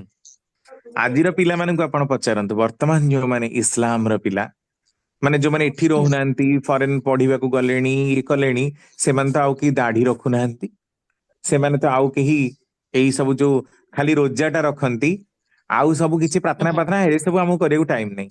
ଆଜି ଆପଣ ୟୁରୋପକୁ ପଳାନ୍ତୁ, ଆମେରିକାକୁ ପଳାନ୍ତୁ, କାହା ପାଖରେ ଟାଇମ ହିଁ ନାହିଁ ଚର୍ଚ୍ଚ ଯିବାକୁ, କେହି ଆଉ ଚର୍ଚ୍ଚ ଯାଉନାହାନ୍ତି, 2-4ଟା ଲୋକ କଣ ଯାଉଛନ୍ତି ଚର୍ଚ୍ଚକୁ। ଏଇଟା କଣ ପ୍ରମାଣ କରୁଛି? ଯେ ଲୋକମାନଙ୍କର ଧର୍ମ ବିଶ୍ୱାସ ଦିନକୁ ଦିନ କମି ଯାଇଛି। ଈଶ୍ୱର ଏକ, ମାନବତ୍ୱ ହିଁ ଧର୍ମ, ଧର୍ମ ବୋଲି ଆଉ କିଛି ନାହିଁ। ସମସ୍ତେ ସମସ୍ତଙ୍କୁ ସାହାଯ୍ୟ କରିବେ, କରିବେ, ଆସିଯିବ ୱିଦିନ୍ 50 years। ଆପଣ ଦେଖନ୍ତୁ ଏଇ ସବୁ ଆସିଯାଉ, ଜିନିଷ ଗୁଡାକ ମଣିଷ ଭିତରେ ପ୍ରବେଶ କରିଯିବ। ବହୁତ ବଢିଆ ଯୁଗ ଆସିଯିବ ସେତେବେଳକୁ। ଆଉ ଆମର ଏଇ ମାନେ କେହି ମୃତ୍ୟୁ ଜାତି ହେଇକି ଧର୍ମ ଜନ୍ମ। ମାନେ ଭେଦଭାବ ନଥିବ, ହିନ୍ଦୁ ମୁସଲମାନ ଖ୍ରୀଷ୍ଟିଆନ ବୌଦ୍ଧ ଜୈନ ଏସବୁ ଆଉ କିଛି ହିଁ ନଥିବ। ଆପଣ ଦେଖିବେ କେହି ନିଜକୁ ବୁଦ୍ଧିଷ୍ଟ ବୋଲି କହିବେନି, କେହି ନିଜକୁ ହିନ୍ଦୁ, କେହି କାହାକୁ ମାଇନର, ଏଇ ସବୁ କଥା ହିଁ ନଥିବ ସେତେବେଳକୁ। ସେଥିପାଇଁ ଗୋଟେ ବଡ ହୁଁ ବୈପ୍ଳବିକ ଆନ୍ଦୋଳନ ହବ, ସମସ୍ତେ ସମାନ ହେବେ।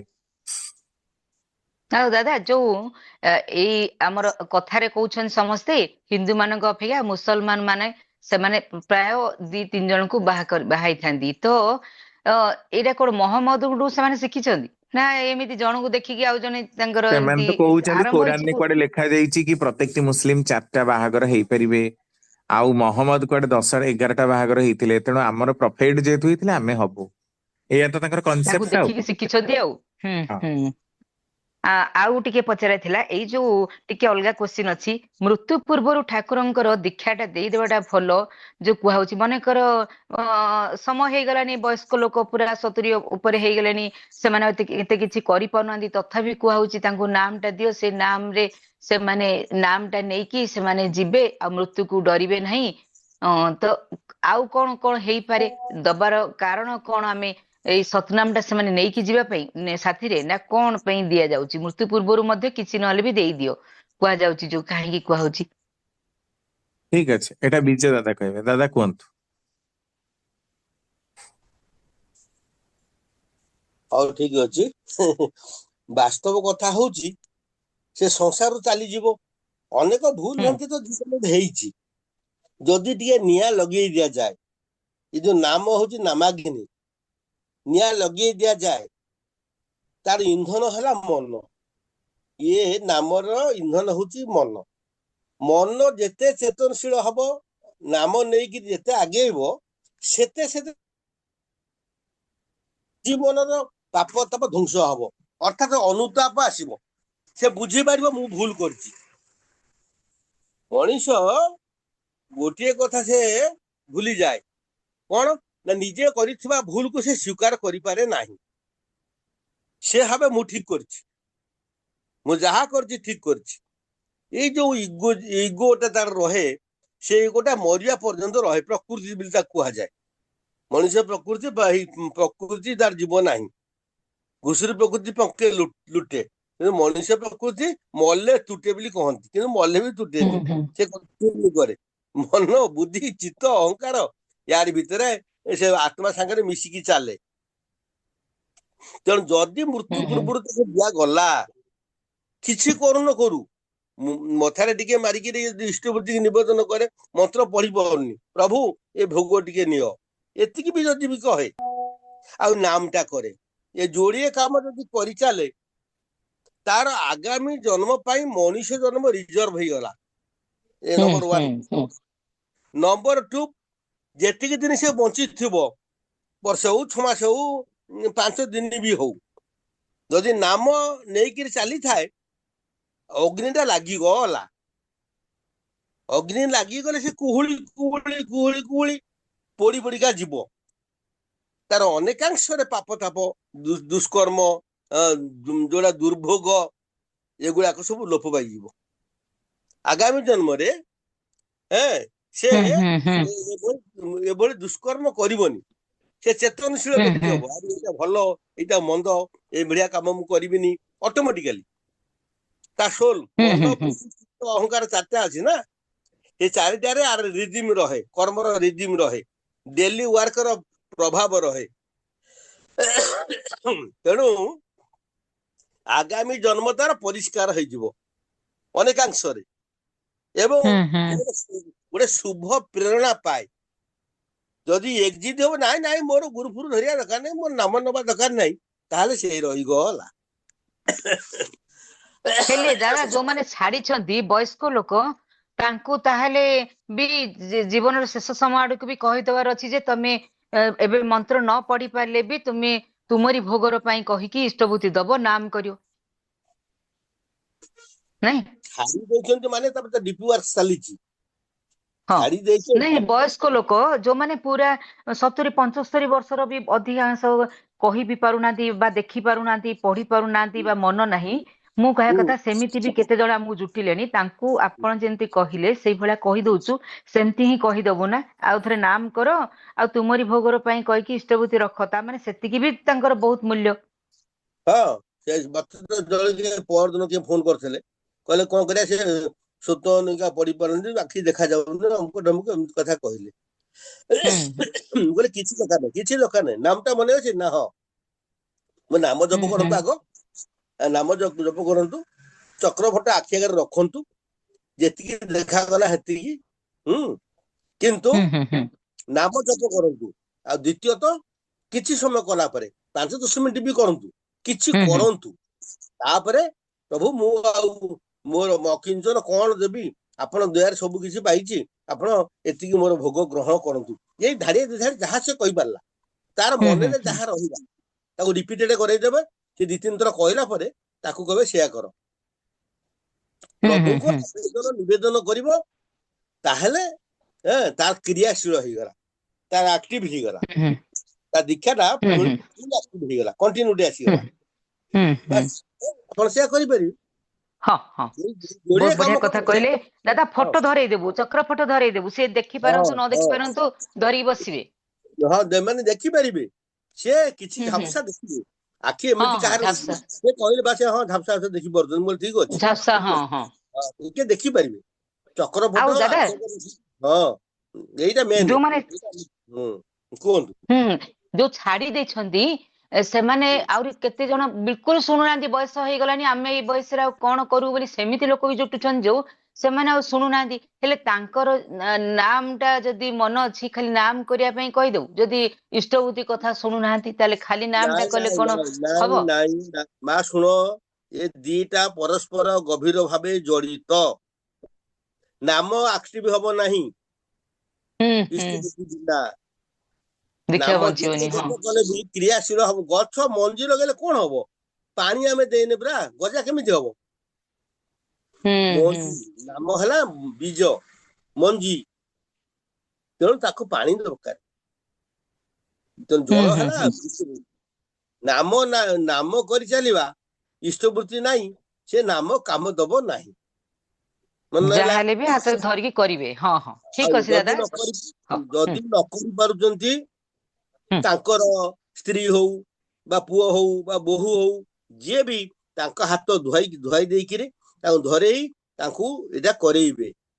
ଯଦି ପ୍ରକୃତିରେ ସେ ବାପାକୁ ଭଲ ପାଉଥାନ୍ତି ବା ଶ୍ୱଶୁରକୁ ସେ ଭଲ ପାଉଥାଏ, ଏ ହେଲେ କାମ ଦାଦା ସେମାନେ ଏଇଠି ଗୋଟେ କରେଇବେ। ଡିଫରେନ୍ସ।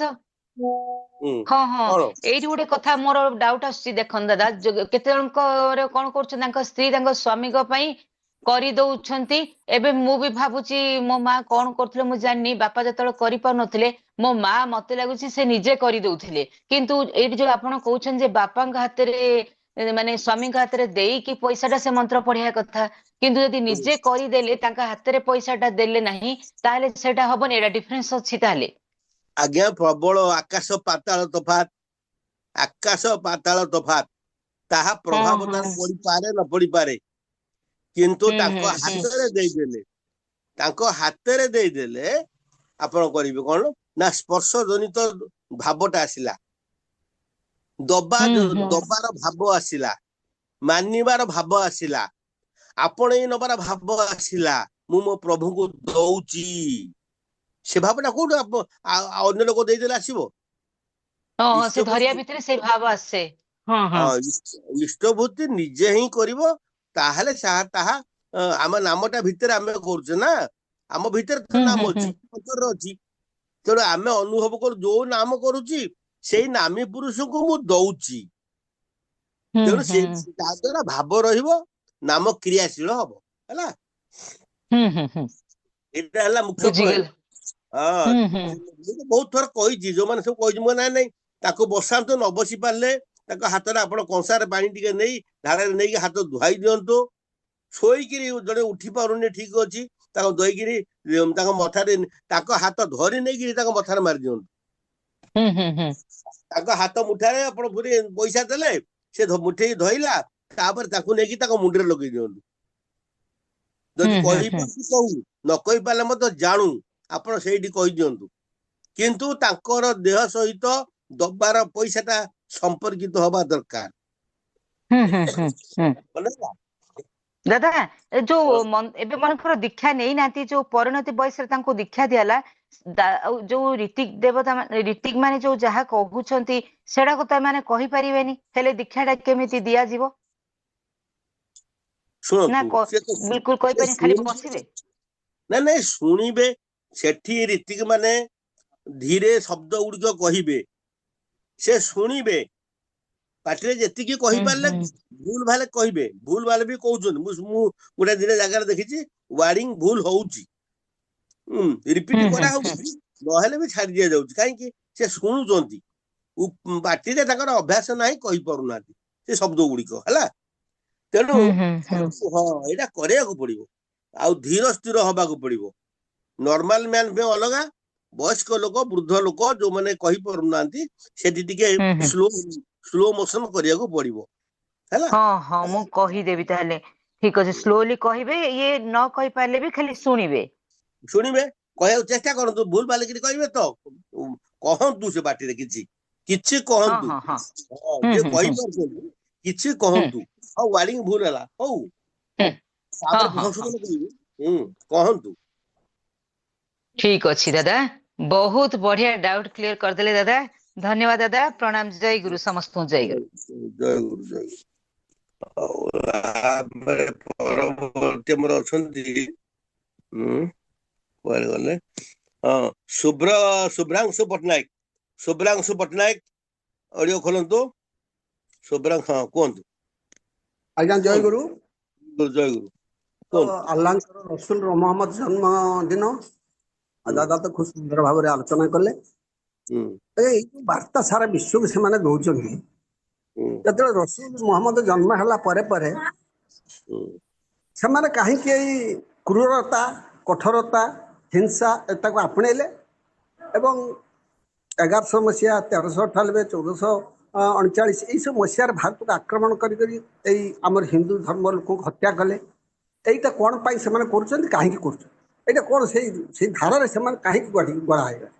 ଉତ୍ତର ମହମ୍ମଦଙ୍କର ଏଇ ଦେଇଛନ୍ତି, କ୍ୱେଶ୍ଚିନ୍, ତଥାପି ତାକୁ ଅନୁରୋଧ କରୁଛି ଆଉ ଟିକେ କୁହନ୍ତୁ, ଆଉ ଟିକେ କ୍ଲିୟର କରିଦିଅନ୍ତୁ। ନାଇଁ, ଏଇ କ୍ୱେଶ୍ଚିନ୍ ଟା ଠାକୁରଙ୍କୁ ବି ପଚରା ହେଇଛି କି ହଜରତ ମହମ୍ମଦଙ୍କ ଆସିଲା ପରେ କାହିଁକି ସେମାନେ ଦୁର୍ଦ୍ଧର୍ଷ ହେଇ ପଡିଲେ। ଠାକୁର ମହମ୍ମଦଙ୍କ ଆସିବା ପରେ ସେମାନେ ଶ୍ରଦ୍ଧା ଯୁକ୍ତ ହେଲେ। ଏଇ ଯୋଉ ଦୁର୍ଦ୍ଧର୍ଷ ଏମାନଙ୍କର ଆସିଲା କୋଉଠୁ?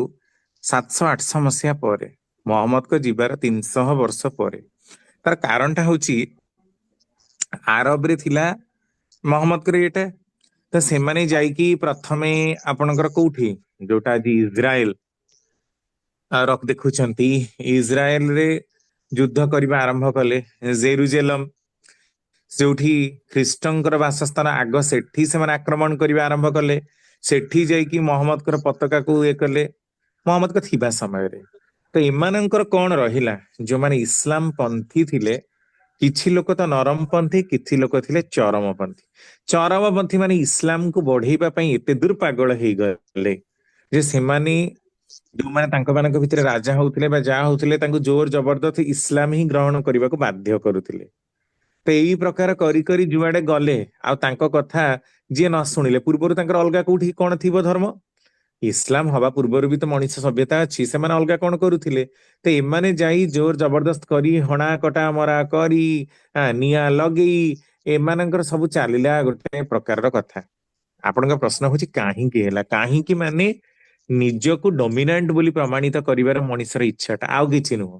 ଆମେ ଠିକ, ଆଉ ଯେତେ ଡୋମିନାଣ୍ଟ ହବୁ ସାରା ପୃଥିବୀ ଉପରେ ଆମର କବ୍ଜା ରହିବ, କବ୍ଜା କରିକି ଆମେ ଆମର ହୁକୁମତି ଚଲେଇ ପାରିବୁ। ମୋଗଲ ମାନଙ୍କର ବି ସେଇ ଭାବଟା, ଅଲଗା ମୁସଲିମ ବଂଶର ବି ସେଇ ପ୍ରକାରର ଭାବଟା ହିଁ ଆମେ ଦେଖିବାକୁ ପାଉ। ତେଣୁ ଏଇଟା ମଣିଷର ହିଂସା, ଏଇଟା ମଣିଷର ରାଜତ୍ୱ କରିବାର ପରମ୍ପରା, ଏଇଟା ମଣିଷ ଭିତରେ ଅଲଗାକୁ ବଢେଇ ନ ଦେବାର ପରମ୍ପରାଟା ହିଁ କ୍ରୂର ଖଳ ଆଉ ହିଂସାର ରୂପ ନେଇ ଆଜି ଏଇ ପ୍ରକାରର ଅବସ୍ଥାରେ ଆମେ ପହଞ୍ଚୁଛେ। ଆଫ୍ରିକାରେ ମ୍ୟାକ୍ସିମମ୍ ଲୋକମାନେ ହଉଛନ୍ତି ମୁସଲିମ। ଆଫ୍ରିକା କେବେ ବି ଗୋଟେ କଣ୍ଟିନେଣ୍ଟ, ଗୋଟେ ମହାଦେଶ ସେ ମୁସଲିମ ନଥିଲା, କିନ୍ତୁ ଆଫ୍ରିକାରେ ଅଧିକା ଟ୍ରାଇବାଲ ପିପଲ, ଆଦିବାସୀ ଲୋକ। ସେଠି ଯାଇ ମୁସଲିମ ରାଜା ମାନେ ଏକ ତ କଳା ଦୁର୍ଦ୍ଧର୍ଷ ପ୍ରକାରର ଲୋକ, ଆଉ ସେଠି ବି ଶିକ୍ଷିତ ବହୁତ କମ ଲୋକ ଥିଲେ। ତେଣୁ ଅଧିକାଂଶ ଲୋକ ହଉଛନ୍ତି ଆଦିବାସୀ ସମ୍ପ୍ରଦାୟର। ସେଠି ସେମାନଙ୍କୁ ସେମାନେ କରି ପକେଇଲେ। ଇଣ୍ଡୋନେସିଆରେ ଆପଣ ଜାଣନ୍ତି, ଇଣ୍ଡୋନେସିଆ ହଉଛି ବହୁତ ବଡ ହିନ୍ଦୁ ରାଷ୍ଟ୍ର। ଆଜି ବି ଆପଣ ଇଣ୍ଡୋନେସିଆରେ ଅନେକ ହିନ୍ଦୁ କୀର୍ତ୍ତି ପାଇବେ। ଆପଣ କ୍ୟାମ୍ବୋଡିଆ, ଯୋଉଟା କି ପୁରାଣରେ କମ୍ବୋଜ ଦେଶ ନାମରେ ପରିଚିତ, ସେଠି ପୃଥିବୀର ସର୍ବବୃହତ ହିନ୍ଦୁ ମନ୍ଦିର ଅଛି। ତାମାନେ ଆଜିଠୁ 2-3 ହଜାର ବର୍ଷ ପୂର୍ବେ ହିନ୍ଦୁ ମନ୍ଦିର ଗୁଡାକ ସବୁ ସ୍ଥାପନ କରେଇଥିଲେ ବିଭିନ୍ନ ରାଜା ମାନେ ଯାଇକି। ପର ସମୟରେ ସେଠି ମୁସଲିମ ମାନେ ଆସି ହଣା କଟା ମରା କରି ସବୁ ଏଇ ପ୍ରକାର କରିଛନ୍ତି ସବୁଆଡେ। ତେଣୁ ଏଇଟା ଅଲଗାକୁ ବଢି ନ ଉଠେଇଦବା, ଆଉ ମୁଁ ମୋର ସାମ୍ରାଜ୍ୟ ସ୍ଥାପନ କରିବା, ଏଇ ଯୋଉ ସାମ୍ରାଜ୍ୟବାଦଟା, ଏଇ ପ୍ରକାରର ଭାବଟା ତାଙ୍କର ଅନୁଗାମୀଙ୍କ ଭିତରେ ବହୁତ ଦେଖାଗଲା। ତେଣୁ ତାଙ୍କର ରାଜା ମାନେ ପ୍ରାୟତଃ କ୍ରୂର ଖଳ ହିଂସାଚାରୀ, ତତ୍ ସହିତ ନିଜର ଧର୍ମଟାକୁ ବଢେଇବାର ଦିଗରେ ତାଙ୍କର ବେଶୀ ଲକ୍ଷ୍ୟଟା ରହିଲା। ତେଣୁ ସାରା ପୃଥିବୀରେ ଏଇ ପ୍ରକାର କଣ୍ଡିସନଟା ବ୍ୟାପ୍ତ ହେଇଗଲା। ଦାଦା ଆମର ତ ଆମେ ବିଶ୍ୱାସ କରୁ ଯେ ଜଣେ ଯଦି ହଣାକଟା କରିବ ସେ ହଣାକଟାର ଆଉ ଦଣ୍ଡ ପାଇବ, ତମେ ଯାହା କରିବ ସେୟା ପାଇବ। ଆଉ ସେମାନେ କେମିତି ବଢି ଚାଲିଛନ୍ତି। ମନେ କରନ୍ତୁ ଔରଙ୍ଗଜେବ ଧରିଥିଲେ, କୋରାନ ଧରିଥିଲେ, ବାପାକୁ ବାନ୍ଧିକି ଜେଲ ଭିତରେ ରଖିଲେ, ଭାଇ ଗୁଡ଼ାଙ୍କୁ ମାରି ପକେଇଲେ, ଆଉ ଏମିତି ଭାରି ବିଧ୍ୱଂସୀ କାମ ସେ କଲେ। କଣ ହେଲା? ଔରଙ୍ଗଜେବ ଯୋଉ ବଳରେ ସାମ୍ରାଜ୍ୟକୁ ସ୍ଥାପନ କରିଥିଲା, ତାର ବାପାକୁ ବନ୍ଦୀ କରିଥିଲା, କଣ ହେଲା ଜାଣିଛନ୍ତି ଆପଣ ହିଷ୍ଟ୍ରି? 1702 ପ୍ରଥମ ବାହାଦୁର ଶାହ ଥାନ୍ତି, ତାଙ୍କ ପୁଅ ଦ୍ୱିତୀୟ ବାହାଦୁର ଶାହ, ଯିଏକି ମୋଗଲର ଶେଷ ରାଜା। ପ୍ରଥମ ବାହାଦୁର ଶାହ, ଇଂଲିଶ ମାନେ ସେତେବେଳେ ଡୋମିନେଣ୍ଟ ହେଲେଣି, ତାଙ୍କୁ ଜେଲ ଭିତରେ ପୁରେଇ ଦେଲେ। ତାଙ୍କର ପୁଅର ମୁଣ୍ଡଟାକୁ ଗିଫ୍ଟ କାଟିକି ଇଂଲିଶ ମାନେ ତାଙ୍କୁ ଦେଇଦେଲେ। କଣ ହେଲା? ଏଇ ଯୋଉ ସାମ୍ରାଜ୍ୟ ତୁମେ ସ୍ଥାପନ କରିଛ, ଆଜି ମୋଗଲ ସାମ୍ରାଜ୍ୟ ଆଉ କୋଉଠି ଭାରତରେ ରହିଲା କି? ଏଇ ଜାହାଙ୍ଗୀରର କଥା କୁହନ୍ତୁ, ଆପଣ ଆକବରର କଥା କୁହନ୍ତୁ, ଆପଣ ଔରଙ୍ଗଜେବର କଥା କୁହନ୍ତୁ, ଶାହାଜାହାନଙ୍କର କଥା କୁହନ୍ତୁ, କୁଆଡେ ଗଲା? ଶାହାଜାହାନଙ୍କର ମଣିମୁକ୍ତା ଖଚିତ ମୟୂର ସିଂହାସନକୁ ନାଦିର ଶାହ 1739 ନେଇକି ପଳେଇଲେ, କିଛି ରହିଲା କି?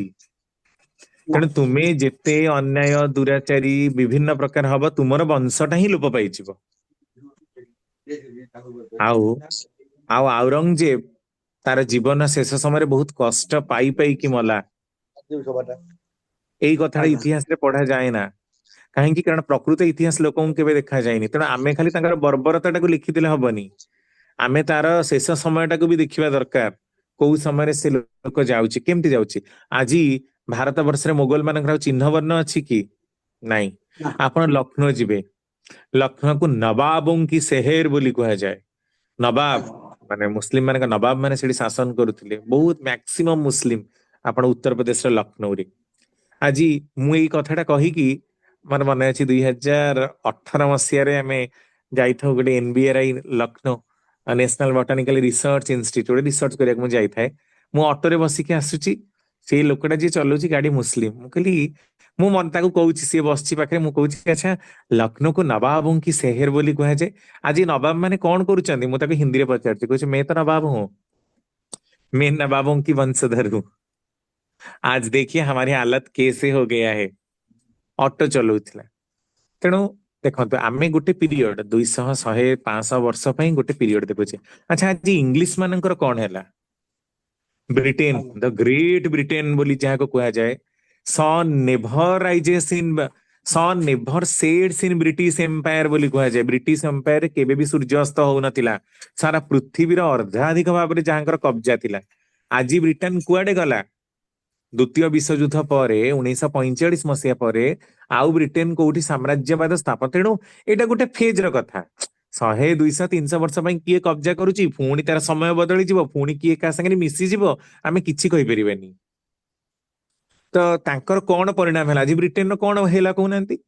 ଆମେରିକା ତ ସବୁଠୁ ଡେଭଲପଡ, ଚାଇନା ତ କାହିଁ ଆଗରେ, କିନ୍ତୁ ବ୍ରିଟେନ କଣ କରୁଛି? ବ୍ରିଟେନରେ ରୋବୋଟ ହେଇପାରିଲା କି?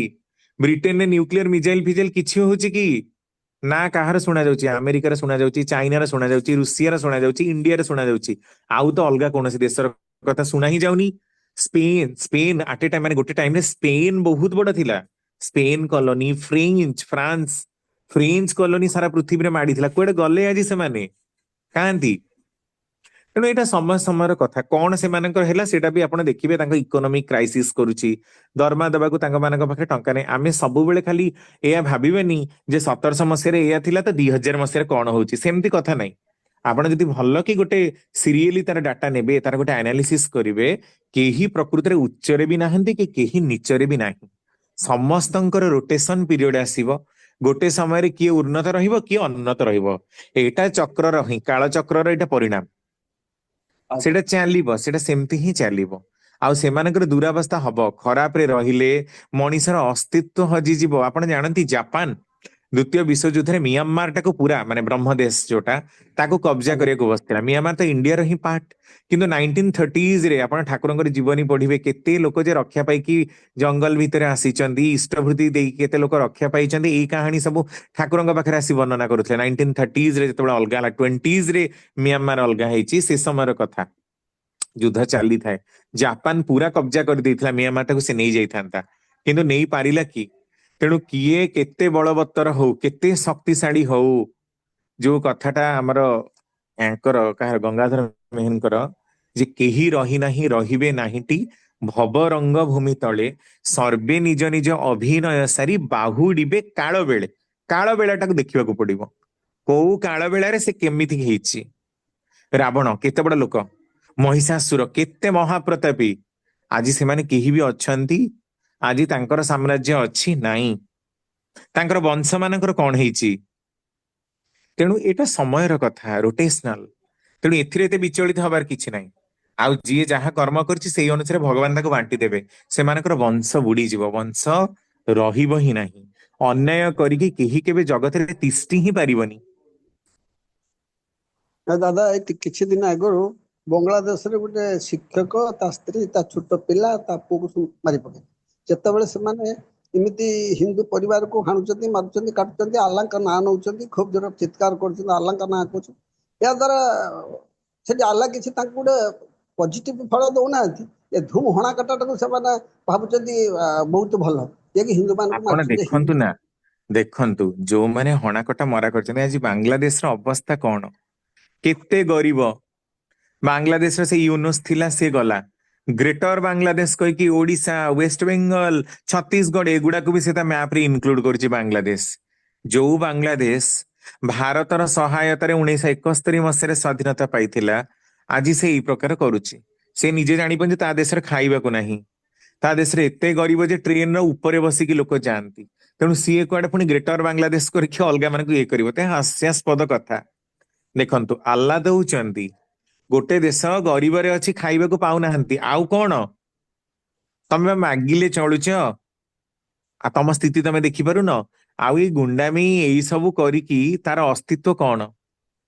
ତ ଆଉ ଗୋଟେ କଥା, ଆମେ ଯୋଉ ଦେଖିଲେ ଖାଲି ପୋଡିଦେଲେ, ଦୀପୁ ଚନ୍ଦ୍ର ଦାସ ବୋଲି ଗୋଟେ ପିଲାଟାକୁ ବି ମୁସଲିମ ମାନେ ନିଆଁ ଲଗେଇଦେଲେ, ଏଇ ସବୁ ଯୋଉଟା ଆମେ ଦେଖୁଛେ। ଶୁଣନ୍ତୁ, ଏଇଟା ସେ ସମୟରେ ବି ଠାକୁରଙ୍କ ଟାଇମରେ ବି ତ ଅନେକ ହେଇଛି ହିନ୍ଦୁ ମୁସଲମାନ ଦଗା ଇଣ୍ଡିଆରେ। ଠାକୁରଙ୍କ ସମୟରେ ବି ଅନେକ ଲୋକଙ୍କୁ ମାରି ଦିଆଯାଇଛି, ମାନେ ଠାକୁରଙ୍କର ଦୀକ୍ଷିତ। ଠାକୁର ତ ନିଜେ ଥିଲେ କିଛି କଲେନି, କଥା ସେଠି ନାହିଁ। କଥାଟା ହଉଛି ଯୋଉ ଲୋକ ମଲା ତାର ବି କର୍ମଫଳ ଅଛି, ଯିଏ ମାରିଲା ତା ସହିତ ତାର ସେମିତି ରିଲେସନ ଅଛି, ସିଏ ତାକୁ ମାରିଲା, ଇଏ ଗୋଟେ କଥା। ଆଉ ଗୋଟେ କଥା ହଉଛି ଯେ ଏଇ ଦଙ୍ଗା ଗୁଡାକର କାରଣ କଣ? ସରକାର ଅପାରଗ, ଲୋକ ଅପାରଗ, ସେଥିପାଇଁ ପରମପିତା କଣ କରିବେ? ପରମପିତା ତ ତାଙ୍କର ବିଧାନ ଦବାର କଥା ଦେଇଛନ୍ତି, କିନ୍ତୁ ମଣିଷ ଯଦି ଉତ୍ପାତ ହବ ତାହେଲେ ସେ ସମୂଳେ ବିନାଶ ଯିବ। ଆଜି ଦେଖନ୍ତୁ ବନ୍ୟା ଦୁର୍ଦ୍ଦଶା ଓଡିଶାଟାକୁ ଘେରି ଧରିଛି, ଛାଡୁନି। ବାଲେଶ୍ୱର ସେପଟେ, ଯାଜପୁର ସେପଟେ ଛାଡୁନାହିଁ। କେବେ ଯଦି କାରଣ ଆନାଲିସିସ କଲେ ଆପଣ ଦେଖିବେ କାହିଁକି ହେଲା। ସେମିତି ଗଞ୍ଜାମ ପଟେ ବାତ୍ୟା ପ୍ରବଳ, କେବେ ଦେଖିଛନ୍ତି ସେ ଲୋକମାନେ କୋଉ ଅନ୍ୟାୟ କାର୍ଯ୍ୟରେ ଲିପ୍ତ, କି ପ୍ରକାରରେ ଲିପ୍ତ? ଯୋଉମାନେ କିଛି ନା କିଛି ଅନ୍ୟାୟରେ ଲିପ୍ତ ସେମାନଙ୍କର ବି ଅସ୍ତିତ୍ୱ ହଜିଯିବ। ଜଗତରେ ନ୍ୟାୟ ଛଡା ଅନ୍ୟାୟର ସ୍ଥାନ ନାହିଁ। ତେଣୁ ଆପଣ ଆଜି ଯଦି ଦେଖୁଛନ୍ତି କେହି ଗୋଟେ ବହୁତ ପ୍ରତାପଶାଳୀ ପ୍ରଭାବଶାଳୀ ହେଇଛି, ତ ଏଇଟା ତାର ମୂର୍ଖାମି, ତାର ଭଲ କର୍ମଫଳ ଯେ ପ୍ରତାପଶାଳୀ, କିନ୍ତୁ ଗଲା ବେଳକୁ କି ଅବସ୍ଥା। ଆପଣ ହିଟଲରକୁ ଦେଖନ୍ତୁ, ଅଖଣ୍ଡ ସାମ୍ରାଜ୍ୟ ସ୍ଥାପନ କରିଥିଲା, ସାରା ପୃଥିବୀ ଥରହର ହଉଥିଲା। ଆମେରିକା ଥରହର, ଲାଷ୍ଟ ଟାଇମରେ କଣ ହେଲା? ନିଜକୁ ନିଜେ ଗୁଳି କରିକି ମାରିଗଲା ଯେ ମୁଁ ଆମେରିକା ପାଖରେ ସରେଣ୍ଡର କରିବିନି। ପାଣି ଜାହାଜରେ ଥିଲା, ଜାହାଜ ମଧ୍ୟରେ ଗୁଳି କରିକି ନିଜେ ମରିଗଲା, ମୁଁ ଆମେରିକା ପାଖରେ ସରେଣ୍ଡର ନିଜକୁ କରିବି ନାହିଁ। କି ପ୍ରକାରର ଲୋକ, କି ପ୍ରଭାବଶାଳୀ, ସାରା ପୃଥିବୀକୁ ଯେ ଚ୍ୟାଲେଞ୍ଜ କରେ, ଥରହର ହୁଏ। ତେଣୁ ତୁମେ ଯେତେ ପ୍ରଭାବଶାଳୀ ହୁଅ, ଯେତେ ଶକ୍ତିଶାଳୀ ହୁଅ, ଯଦି ତୁମର ମୁଣ୍ଡ ଡିଷ୍ଟ୍ରକ୍ସନ ଦିଗରେ ରୁହେ, ତାହେଲେ ତମେ ନିଜେ ହିଁ ମାନେ ତମର ଅସ୍ତିତ୍ୱ ହଜେଇ ଦବ। ଆଜ୍ଞା ଆଜ୍ଞା, ଜୟ ଗୁରୁ ଦାଦା, ଜୟ ଗୁରୁ। ଜୟ ଗୁରୁ, ବୁଝିପାରିଲେ? ହ୍ୟାଲୋ, ହଉ ଠିକ ଅଛି, ଆମେ ଆଉ ଟିକେ ଆଗେଇବା। ମଧୁସୂଦନ ସାହୁ ଭାଇ। ଦାଦା ଜୟଗୁରୁ ପ୍ରଣାମ। ଜୟ ଗୁରୁ, ଜୟ ଗୁରୁ, କୁହନ୍ତୁ। ରମାକାନ୍ତ ଦା ଜୟଗୁରୁ। ରମଣୀ ଅଛନ୍ତି, କୁହନ୍ତୁ କୁହନ୍ତୁ ପ୍ରଶ୍ନ। ଦାଦା ଏଇ ଯୋଉ ଆମେ ମୁସଲିମ ଦୋକାନ ଗଲେ କି ଗୋଟେ ତାଙ୍କ ଗାଡି ଆଉ ଯୋଉ ମସଜିଦ ଫସଜିଦ ଗଲେ ଗୋଟେ ନମ୍ବର ଲେଖା ହେଇଥାଏ, ଏଇ ଯୋଉ 786 ନା କଣ ମୋର ମନେ ପଡୁଛି, ତାର ମାନେ କଣ ସେଟା? ମୁଁ ତ କେବେ ବି ମାର୍କ କରିନି ଗାଡିରେ, ଗୋଟେ ସେମିତି ନମ୍ବର ଗୋଟେ 786 ଲେଖା କେବେ ହେଇଥାଏ, ଲେଖା ସେ ହବ? ଆଜ୍ଞା ମାନେ କଣ ସେଇଟା ମୁଁ ତାଙ୍କର ସବୁ କେତେଥର ଏମିତି ହଁ ନମ୍ବର ତ ସବୁବେଳେ ଗାଡିରେ ରଖିପାରିବେନି? ସେ ମାନେ ମସ୍ଜିଦ ଫସ୍ଜିଦ ତା ଯୋଉ ଛୋଟ ଛୋଟ ଯୋଉ ତାଙ୍କର ଯୋଉ କଣ ଥାଏ ସେଟା ସେ ଲେଖା ହେଇଥାଏ ସେଠି 786 ବୋଲି। ମୁଁ କେତେଥର ଭାବିଛି ପଚାରିବି କାହାକୁ ପଚାରି ପାରୁନି। ଆଉ ଆଜି ସେଟା ଆଲୋଚନା ହଉଥିଲା, ମୁଁ ପଚାରିବି ଦାଦାଙ୍କୁ। ମାନେ ତାଙ୍କର ମସଜିଦ ଘରିକାରେ ଲେଖା ହେଇଥାଏ? ହଁ ଗୋଟେ ଥାଏ ଗୋଟେ ନମ୍ବର 786 ବୋଲି ଲେଖା ହେଇଥାଏ। ଆଚ୍ଛା, ପଚାରିବାକୁ ପଡିବ, ମୁଁ କେବେ ବି ନୋଟିସ କରିନି। ଏଇଟା ଆଜ୍ଞା ଏଇଟା ଜ୍ୟୋତିଷ ପଏଣ୍ଟ ଗୋଟାଏ 786, ଗୋଟେ ଜ୍ୟୋତିଷ ହଁ ଶୁଭ ନମ୍ବର। ହେଲା, ତାଙ୍କର ଅଛନ୍ତି ବହୁତ ଜ୍ୟୋତିଷ ଜ୍ଞାନୀ ଲୋକ ଅଛନ୍ତି ତାଙ୍କ ଭିତରେ, କିଛି ଅଛନ୍ତି ଯୋଉମାନେ କି ଏସବୁ ତନ୍ତ୍ର ମନ୍ତ୍ର ଯନ୍ତ୍ର ସବୁ ଜାଣନ୍ତି। ଏଇଟା ଜ୍ୟୋତିଷ ତନ୍ତ୍ର ବିଶାରଦ ଯୋଉମାନେ, ସେମାନେ ଇଏ ପଏଣ୍ଟ କହିବେ। ହେଲା, 786। ହଁ, ଏଇଟା ଶୁଭ ନମ୍ବର, ଏଇଟା ମଙ୍ଗଳଦାୟକ, ଏ ଅନେକ ଗ୍ରହ ବିପାକ ଖଣ୍ଡନ କରେ ବୋଲି। ହଁ ଭାଇ ଶୁଣନ୍ତୁ, ମୁଁ ଆଜ୍ଞା କହୁଛି ଯେ 786 ଟା ଏଟା କୋରାନରେ ଏଟା ମେନସନ ହେଇନି, ବୁଝିଲେ? ଏଇଟା ଆଜ୍ଞା କଲଚରାଲ ଆଉ ଟ୍ରାଡିସନାଲ ପ୍ରାକ୍ଟିସ କୁ ଦେଇକି କରାଯାଇଛି। ହଁ, ତ ମେନି ମୁସଲିମ କଣ ପାଇଁ ଏଟା ପ୍ରିଫର କରନ୍ତି, ତାର ଗୋଟେ ପଏଣ୍ଟ ଅଛି ଯେ ବିସ୍ମିଲ୍ଲାହ ରେହମାନ ଇ ରହିମ। ଏଇ ଯୋଉ ଶବ୍ଦ ପାଇଁ କି ଏଇ ଶବ୍ଦ ଗୁଡାକ, ହେଲା, ଆଜ୍ଞା ଦେଖନ୍ତୁ ଏଇ ଯୋଉ ଶବ୍ଦଟା ବିସ୍ମିଲ୍ଲାହ ଇର୍ ରେହମାନ ଇର୍ ରହିମ, ଏଇଟା ଡାଇରେକ୍ଟଲି ସେମାନେ ନ ଲେଖିକି ୟା ପାଇଁ 786 ନମ୍ବରଟାକୁ ସେମାନେ ଲେଖନ୍ତି। କାରଣ ବିସ୍ମିଲ୍ଲା ଶବ୍ଦଟା ଦେଖନ୍ତୁ 7, ହେଲା, ଇର୍ ରେହମାନ ଏଟା ହେଲା 8, ତାପରେ ଇର୍ ରହିମ ଏଟା ହେଲା 6। ସେମାନେ ଏଇ ଯୋଉ ଶବ୍ଦଟା ବିସ୍ମିଲ୍ଲା ଇର୍ ରେହମାନ ଇର୍ ରହିମ, ଏଇଟାକୁ ଗୋଟେ ପବିତ୍ର ଶବ୍ଦ ବୋଲି ମାନେ ଭାବନ୍ତି। ତ ଏଇଟାକୁ ସେମାନେ ନ ଲେଖିକି ଡାଇରେକ୍ଟଲି ତାକୁ ନ୍ୟୁମରିକାଲି ବା ସଂଖ୍ୟାଗତ ଭାବରେ ସେମାନେ ରିପ୍ରେଜେଣ୍ଟ କରନ୍ତି। ହେଲା, ତା ମାନେ ହଉଛି in the name of Allah the most compassionate the most merciful, ଅତ୍ୟନ୍ତ ଦୟାଶୀଳ, ଅତ୍ୟନ୍ତ ପ୍ରେରଣାଦାୟକ ସେହି ଭଗବାନଙ୍କ ନାମରେ ଆମେ ସବୁ କାମ କରୁଛୁ। ଏଇ ଶବ୍ଦର ମାନେ ହଉଛି ସେଇଆ। 786 ର ମାନେ ହେଲା ଇନ ଦ ନେମ୍ ଅଫ ଆଜ୍ଞା ଆଲ୍ଲାହ, ଭଗବାନଙ୍କ ନାଁରେ, ଭଗବାନଙ୍କର କାର୍ଯ୍ୟରେ, ଭଗବାନଙ୍କ ପ୍ରେରଣାରେ ଆଉ ଭଗବାନଙ୍କର ଦୟାରେ ଆମେ ଏଇ କାମ କରୁଛୁ। ତାର ରିପ୍ରେଜେଣ୍ଟେସନ ହଉଛି 786। ଆଜ୍ଞା ଆଜ୍ଞା ହଉ ଦାଦା, ବହୁତ ବଢିଆ ବୁଝେଇଥିଲେ। ଆଉ ପ୍ରଶ୍ନ ଉତ୍ତର ଯେମିତି ବହୁତ ଡାଉଟ କ୍ଲିୟର ହେଇଗଲା। ଧନ୍ୟବାଦ ଦାଦା, ଜୟ ଗୁରୁ। ଜୟ ଗୁରୁ, ଜୟ। ସୁଭାଷ ଭାଇ ଏଠି ସରିଗଲା। ସରିଗଲା। ହଁ, ଜୟ ଗୁରୁ। ଆଉ କାହାର କିଛି ପ୍ରଶ୍ନ ନାହିଁ? କାହାର ଅଛି କି ପ୍ରଶ୍ନ? ଆମେ ନେଇଯିବା। ଆଉ କାହାରି ନାହିଁ, ଆଉ କିଏ ତ ପଚାରୁନାହାନ୍ତି। ଆଉ ଆମ ଠିକ ଟାଇମ ବି ସରିଯାଇଛି। ବହୁତ ବହୁତ ଧନ୍ୟବାଦ। 9ଟା